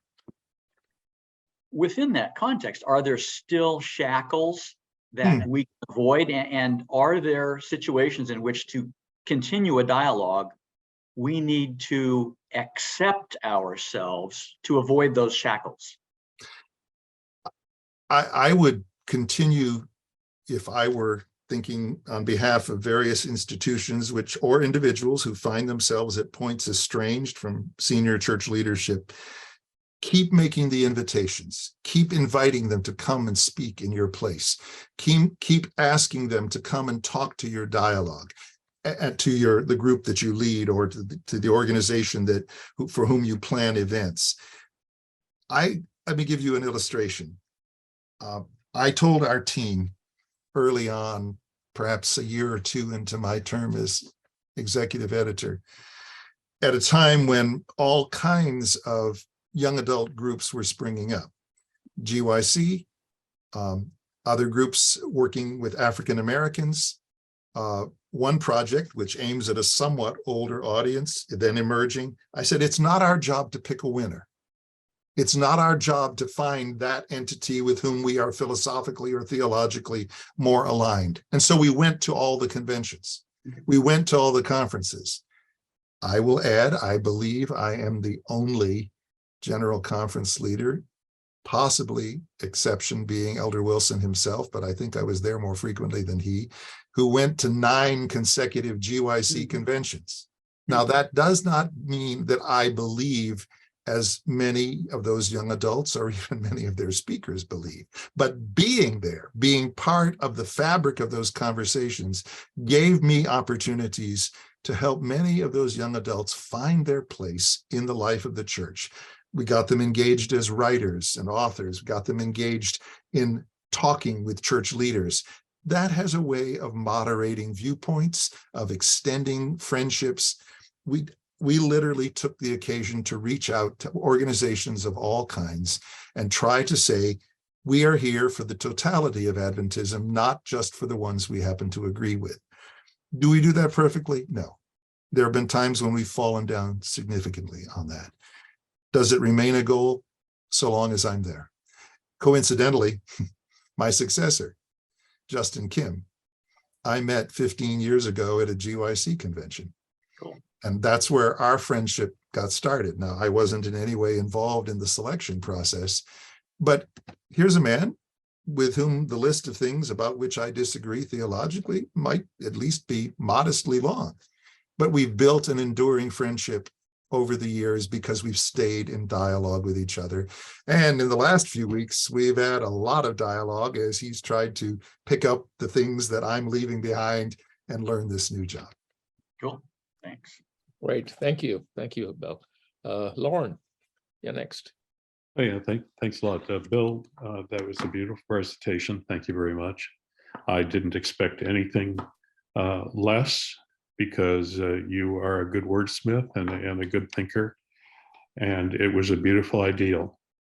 I believe that these are the things that you really stand for, and I trust you that is what you had long wanted to do. And I also believe that you are correct, that if we sort through the reviews in the Adventist worlds during the time that you have been the editor, that we would find some statements of courage and progressive understanding throughout that.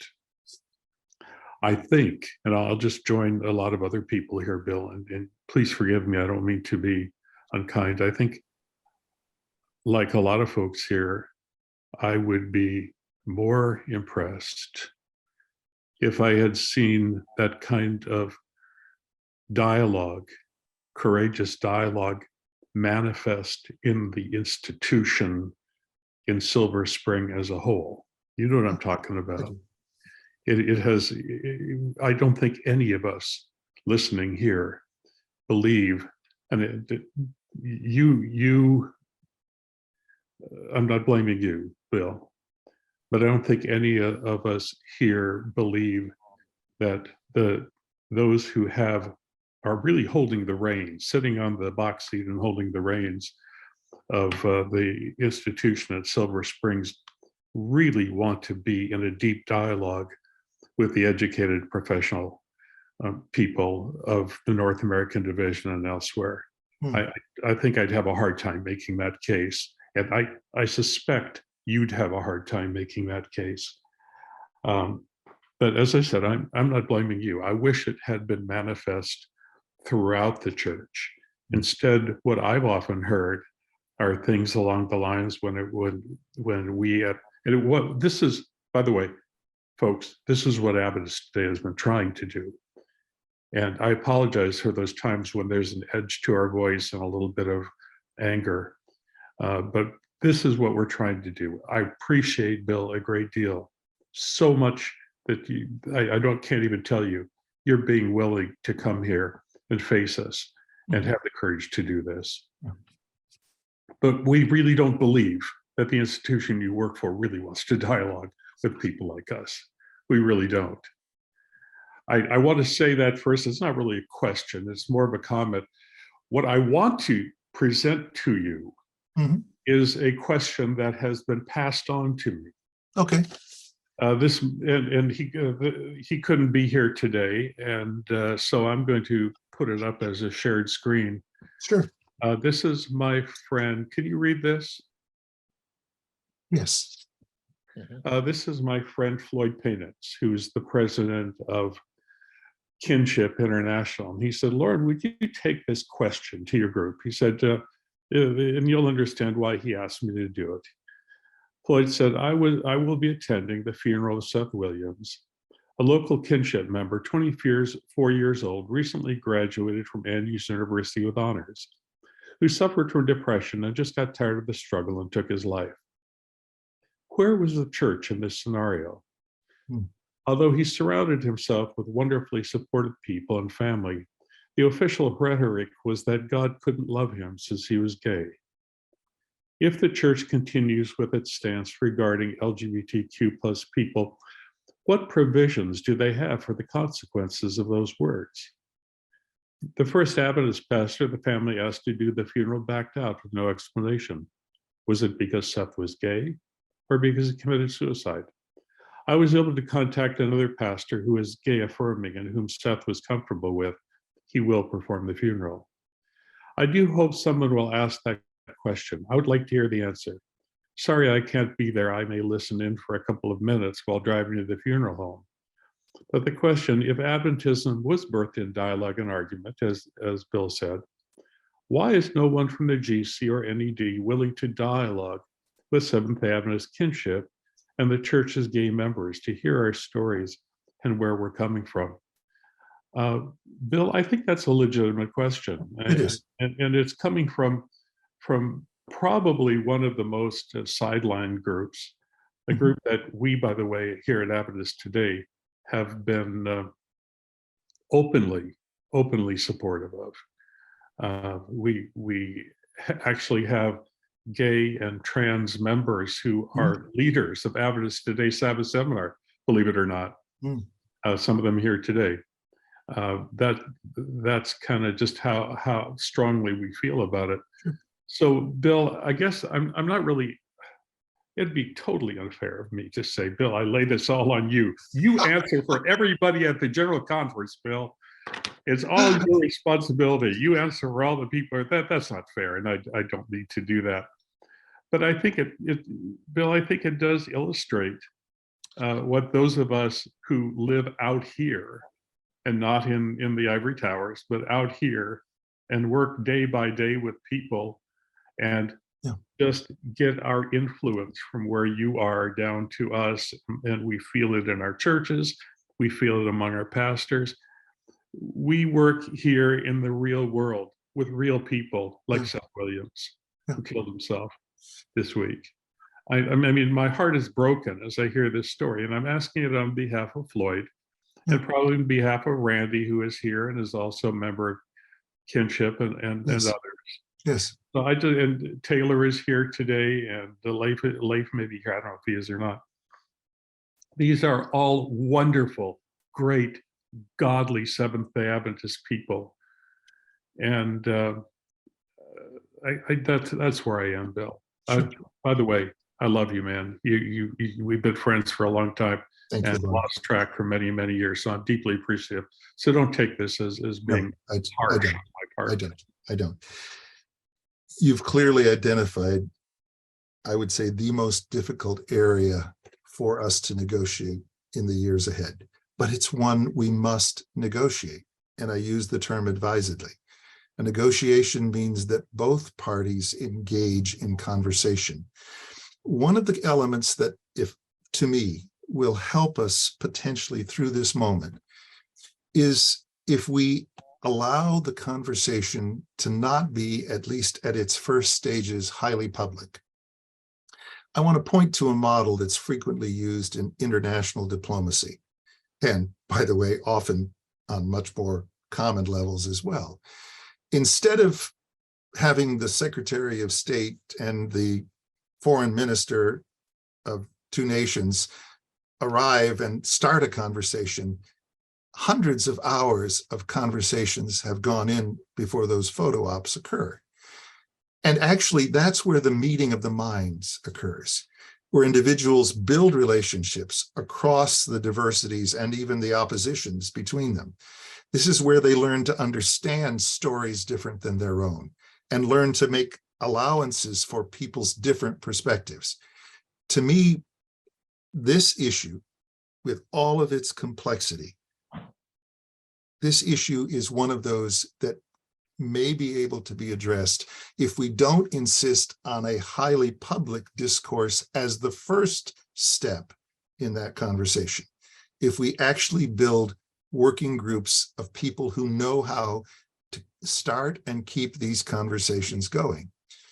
I've had this experience in my own life where, as various individuals identified themselves to me as gay, either as a pastor or telling me this as their friend, I have committed myself to staying in the conversation, even where there may be pieces I don't understand and that don't align with my ways of thinking. But the commitment to stay in the conversation is, to me, the crucial piece, and not to simply say, it's different, I don't understand it, and perhaps I'm afraid of it, which is often what's heard. I lament deeply the story that you shared on behalf of your friend, Lauren. It's heartbreaking. That is a story that ought And never to happen. And Bill, it's not that unusual, and you know that. I have heard similar, I confess. I will say, Bill, let me interrupt you for just a moment and say that as you and I are talking here, some of the people who have been involved in kinship are talking in the chat, and they're saying, we really tried to dialogue with our church. We're not invited to the table even when they're talking about us and making policies about us. And so can you blame them for being brokenhearted, Bill? No. And being discouraged about their church? No. Bill, I would go farther and say a lot of us feel that way, not just about this issue. I understand. About a lot of things. Is there any real dialogue? You want to dialogue with us, and I can't tell you how much that means to us. But is there any real dialogue with Silver Spring at this point? And it's really hard for me to make that argument. Anyway, I'm going to shut up and let you finish. But thank you, Bill. Again, thank you very much. I will tell you that I have often used the expression Silver Spring. I laugh about the place that I work, and I often talk as though it is a monolithic enterprise. But the thing you discover when you work there for as long as I have is that you are sharing space and hallways, and when we had a cafeteria, meal times, with some of the church's best and brightest. You don't get the opportunity, perhaps, to see that as clearly as some of us who work alongside them. I will tell you that the quality of the colleagues I get to work with is high on every front I measure on. I have no doubt about that, Bill. I know even people myself, and I believe you. Go ahead, please. But I'm just saying, as an institution, that's not the face that we get to see. You would be surprised. Well, actually, I don't think you would be surprised at the number of people from those buildings in Columbia and Silver Spring who are regular followers, Oh, yeah. who will walk up to me at a meeting and go behind their hand and say, Lauren, don't tell anybody that I read Adventist Today all the time. I love what you're doing. You wouldn't be surprised at that. I wouldn't be surprised at all. In fact, they tell me the same thing. But the fact is, that's not what is emanating from the institution. Do you understand what I'm saying? And I do. There's an old line from a president who often isn't quoted these days anymore, a US president, but it has stuck in my head for the last 45 years. Jimmy Carter, who went on to be, I think by most accounts, a much better ex-president than he was a president, used a line in one of his campaigns that went like this: the American people deserve a government as good as they are. Well, do the necessary adjustments to that. And that is my experience, is that in the leadership group as a totality, there are leaders there as good as the Adventist people are. I may have a difference with 1 or 2 or 3 or 6. I have a board of 14, and sometimes they see it my way and sometimes they don't. But their counsel is invariably good and worth seeking.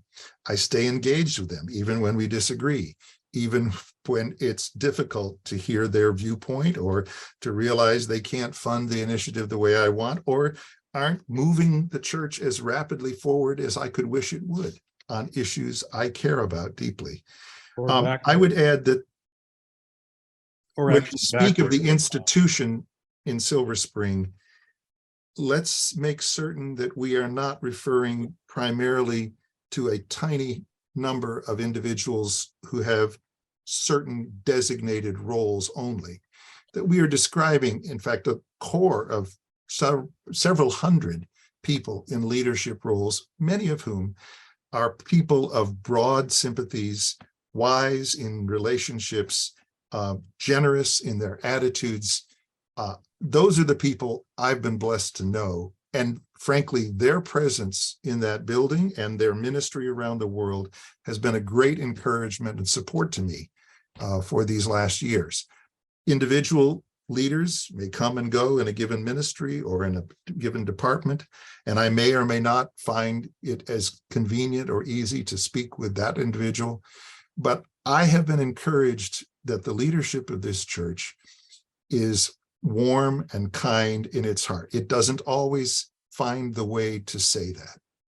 And I will tell you, one of my hopes is that in the role I'm moving to, we can, as a denomination interfacing with other faiths and with the politicians and the diplomatic corps, that we can represent the best kind of Adventism, the kind that is willing to talk and dialogue and discuss and disagree and yet stay engaged.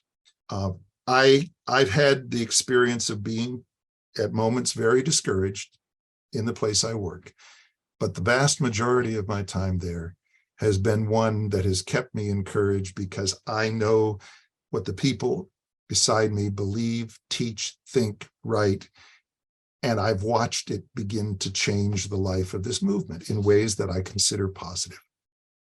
Thanks very much. Thank you. Thank you, Bill. Appreciate that. We have about 5 others with their hands raised. Sure. We still have a few minutes to go before we wind up here. So I'm going to hold off on the prayer till we are done. And I'm going to ask Brian if you would either make your comment or ask your question. Just a brief comment from a fellow historian here, as Bill knows. I'd like to add just one more little example. As your brother Ron has probably told you, Andrews University Press is going to publish my biography of Hiram Edson. Yes. He's a character, Bill. Yes. And I have read every article that he ever wrote, and they will put you to sleep. Yeah. The example that I want to give you for your own cogitation is with regards to an article, actually a 7-part series. Yes.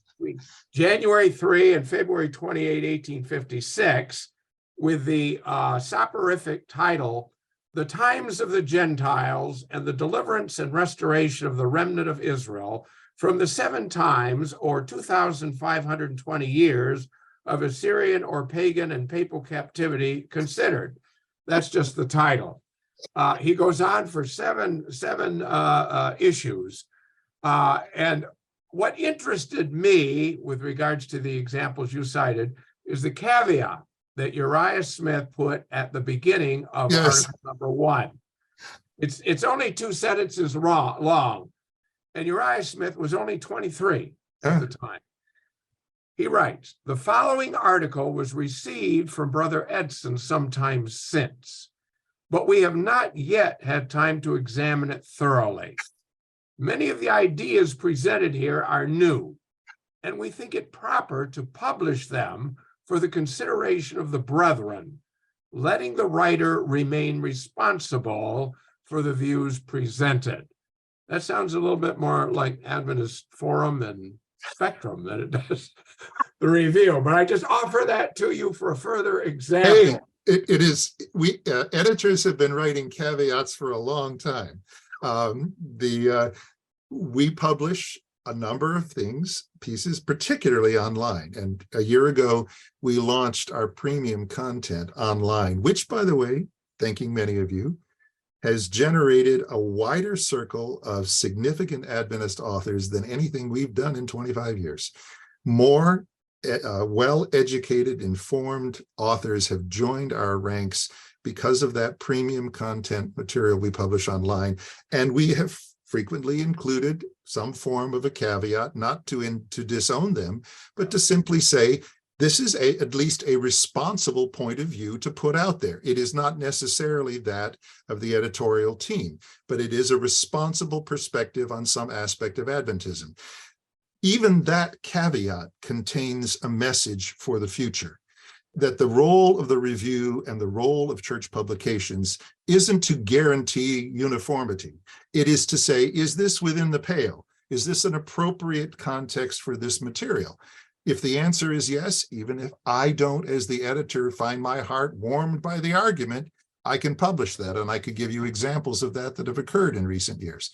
To me, that's what it's part of the responsibility of creating a dialogical church, is putting out material that I may not find highly attractive myself. Thank you. Okay, let's go to Art. Okay, thank you. First, I ought to give a little caveat here, and it's one that most of the people in this group knows, and that is I haven't been part of the church since the 80s. Okay. And I could charitably be called a Seventh-day Atheist or Seventh-day Agnostic. But I'm either, I would have been, or I was either a 4th or 5th generation Adventist. And if I'd raised our children that way, they would have been 5th or 6th generations. Sure.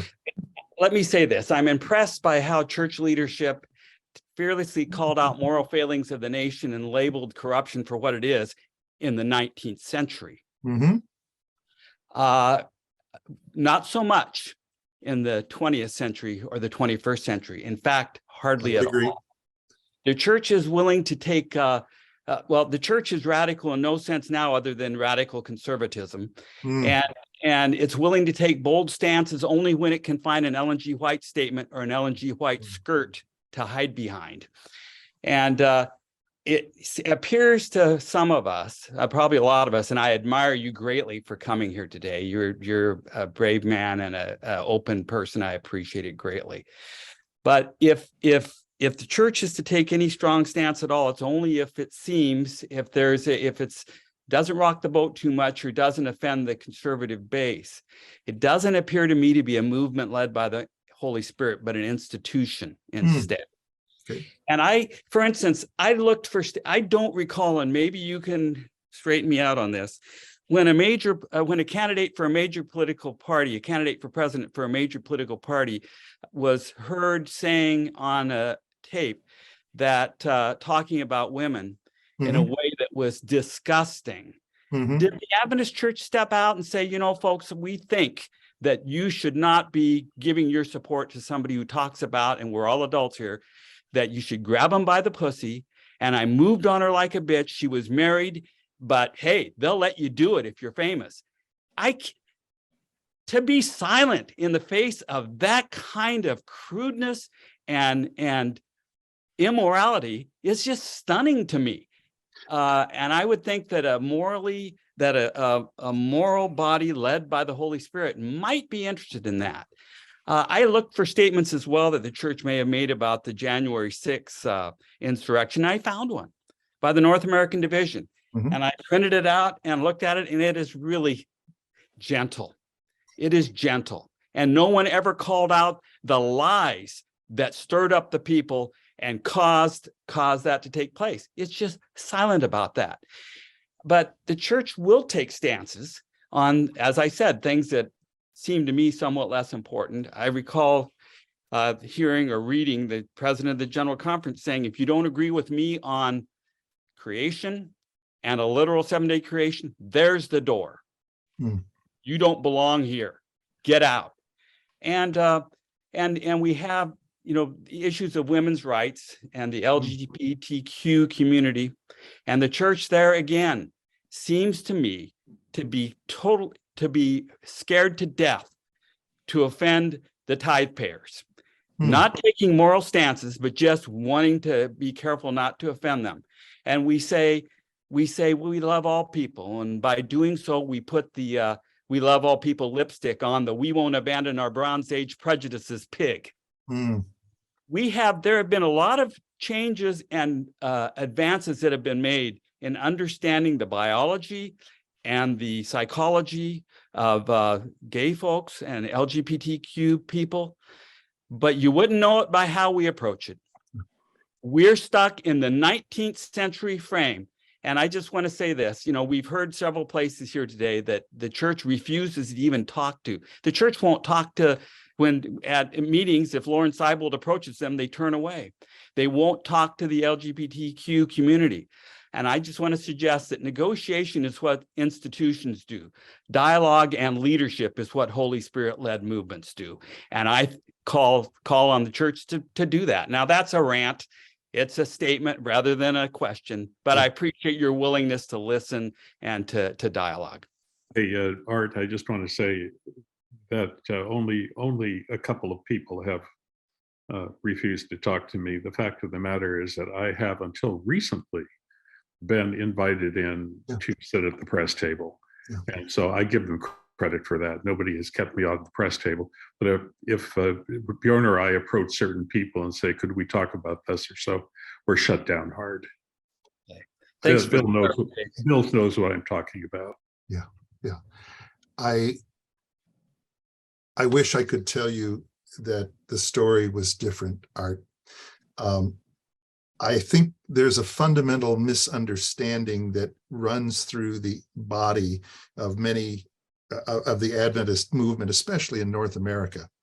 We have this as an axiomatic truth that, quote, the church shouldn't be involved in politics, which is then interpreted to mean any kind of engagement with government or moral issues or opinion in the public square. And that's, of course, exactly wrong. What Ellen White counseled repeatedly was that the church shouldn't be involved in partisan politics, in aligning itself under the banner of any given political party, which she considered mostly venal and often corrupt. But her own choices to be involved heavily in the social issues of her day, the Review's consistent positions on opposing slavery, and years later, the wave of lynchings that went through the American South, Ellen White's advocacy for prohibition, whatever you think of that, her strident advocacy for prohibition, and Uriah Smith writing right up to the close of his life on difficult, painful social issues, positions us as a movement to say, this is our real history. This is historic Adventism, not what we've necessarily seen or done in recent decades. Yes, there's been an attempt to go quiet in the face of issues that one cannot go quiet in face of. The issues that this country has wrestled with recently on race, and the ones that we're going to face on issues of justice in our society and on the environment. These required thoughtful, Adventist, reasoned responses and engagements. it starts by talking within this movement and then learning how to talk outside of it. I will tell you, I could wish the conversation about the social issues was more robust. I am not saying that the church as an official body needs to vote a different statement. That's not my point. I think there needs to be a significant level of conversation before we produce any such statements, one that includes people at the table who have a variety of perspectives and don't all come from the same corner. All right, thank you, Bill. I'm keeping an eye on the clock. We have Yes. just about 13 minutes left. We'll see how many questions we can get. So Carsten, you're next. Please ask your question or your comment. Thank you. And thank you, Bill, for Yes. a delightful presentation. I think you're preaching to the choir here. I just saw so many people nodding and supporting what you're saying. At the same time, your encouragement to dialogue and listen, although I agree with that, when are the times that the dialogue has to stop? And we, like Jesus, have to call out the Pharisees and says, "You're whitewashed sepulchres." When are we, like Jesus, going to say to the woman taken in adultery, "I forgive you," and be the one who don't be the one who throw the first stone? The president of our church, he condemns women by the fact that they're women. He steps on them because they're women. The onus for dialogue from a truly great leader starts with that leader reaching out and dialoguing. We have seen exactly the opposite of that in our Danish conference.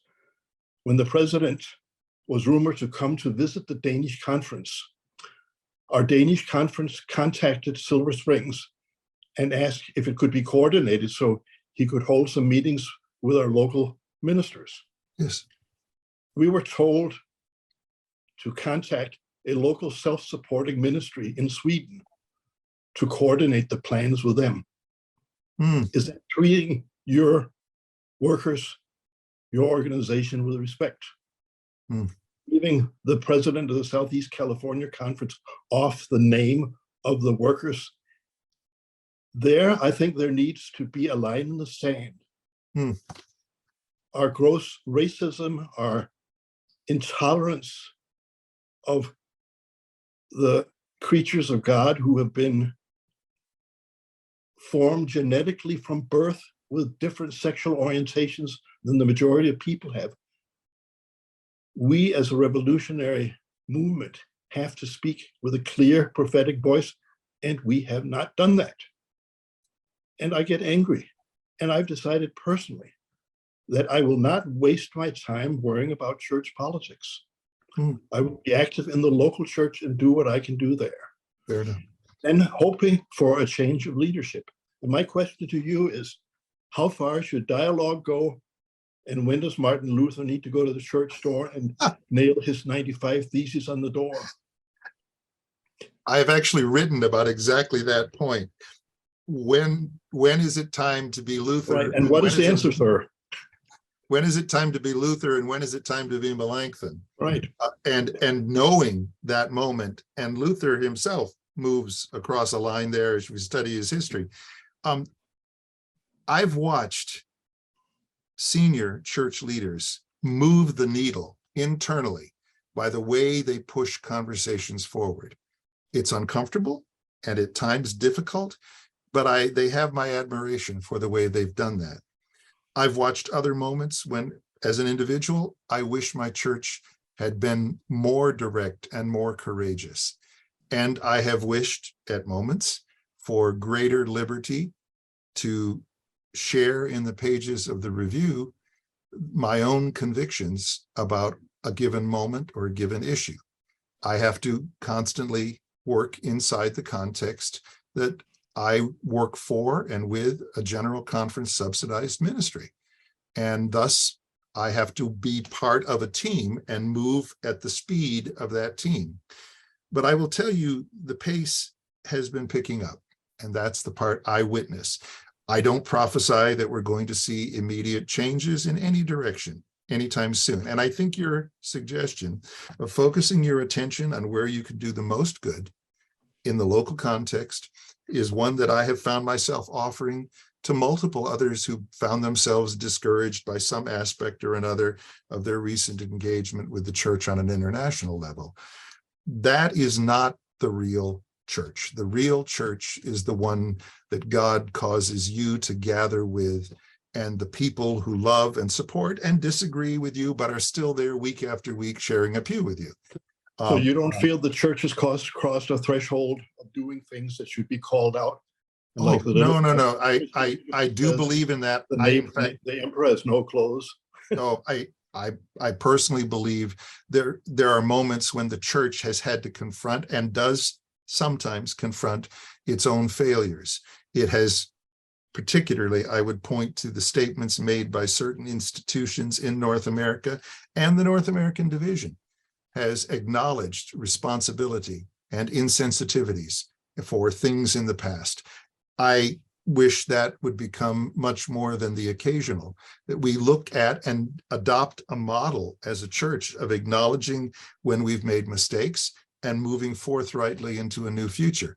I think the fact, for me, the answer has been, this is a personal statement: stay engaged, stay with it, try to offer opportunities and counsel, and persistently engage with those making the decisions. I have had enough to bring me a sense of that there is hope in so doing it. I don't, however, criticize others who no longer have that viewpoint. I would offer to them, find a place, and I'm one of those who's willing to talk. Find a place to engage. Make sure that your ideas don't fall on the cutting room floor, as it were, that the things you care about are heard by someone who could possibly be part of those wider conversations you might not choose to engage in. I'm a deep believer in this premise. Some of you know this story, and it's worth mentioning because it does illustrate how fragile things are. 1849, there is no suspension bridge. There's no bridge of any kind across Niagara Falls. And an engineer walking up and down the American side sees a 16-year-old boy by the name of Holman Walsh flying a kite out over the falls. And he gets an idea, and he says to the boy, "Hey, can you land that kite on the Canadian side?" To that point, the engineers had been stumped for months about how to get a suspension bridge across the gorge. 16-year-old Holman Walsh says, "I'm good with kites. I can land it on the Canadian side." He's out there the next day. He lands the kite on the Canadian side. There's a tangled bit of a few days while they wait. But then across that tiny kite string, the engineer drew a slightly heavier string. And over that slightly heavier string, a third string, and a fourth, and a fifth. And thus the suspension cables for the first bridge across Niagara Falls are built up literally on a kite string. And within 2 years, it was handling locomotives. Sometimes those fragile beginnings, those moments where all we've got is a kite and a string, are the ones that actually can be built upon. And my encouragement is, even though it may seem wasteful and often disillusioning and discouraging, keep flying the kites, keep making the attempts. God has promised his people that he will bring change and reform. And I personally see it still worth the investment. All right, thank you.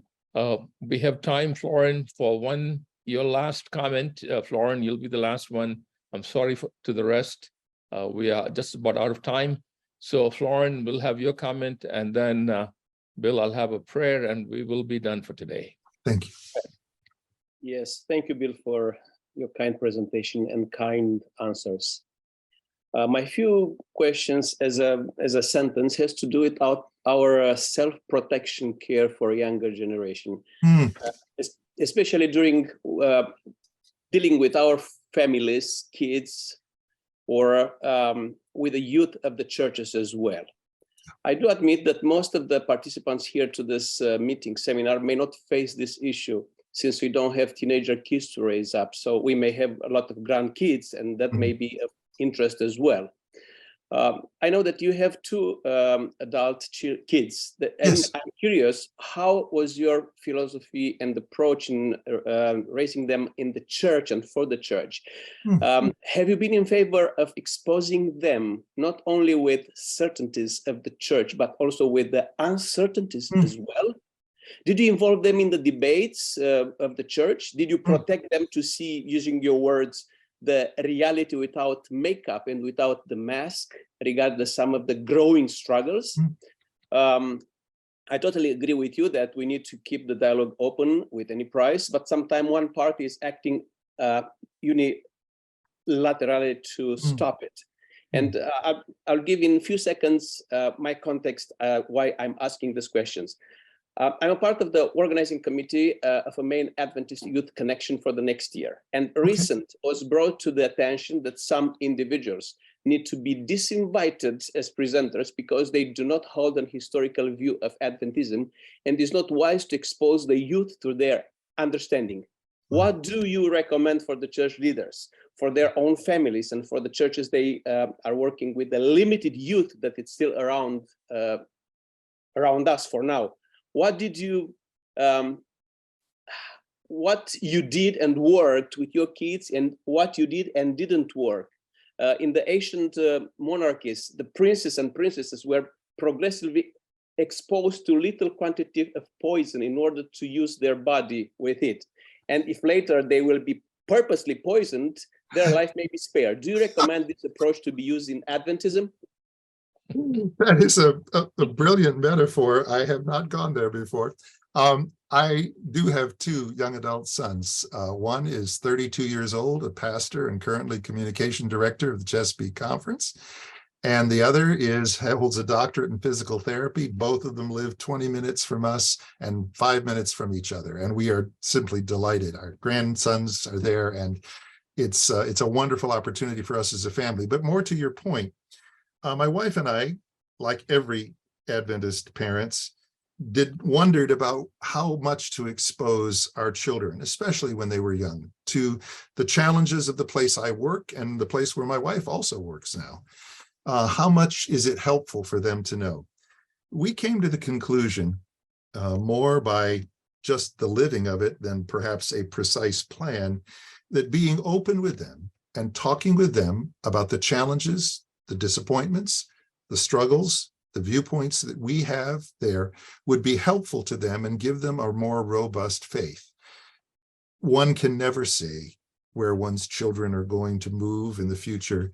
To this point, we have felt validated in that approach, that by giving them information, exposing them to the issues, talking those through as a family, even disagreeing as members of the same family, has been a healthy enterprise, so that my sons may differ from me on some aspect of Adventist life, but we have stayed engaged, and that has been the joy for us as parents. More broadly, to your point about what we do with Adventist youth, I am a believer, having been a youth pastor, okay, I am a believer that Adventist youth are a lot more robust often than the people who lead them. And we move into these highly protective and sheltering environments when the kids in whose name we do this are ready for deep, serious reflection, and they can handle complexity and diversity. They need to know what the ranges are. They need to hear exposition of faithful Adventist perspectives, even if others are sometimes shared. I don't believe that putting them in a soundproof environment, so to speak, in the long run builds their faith.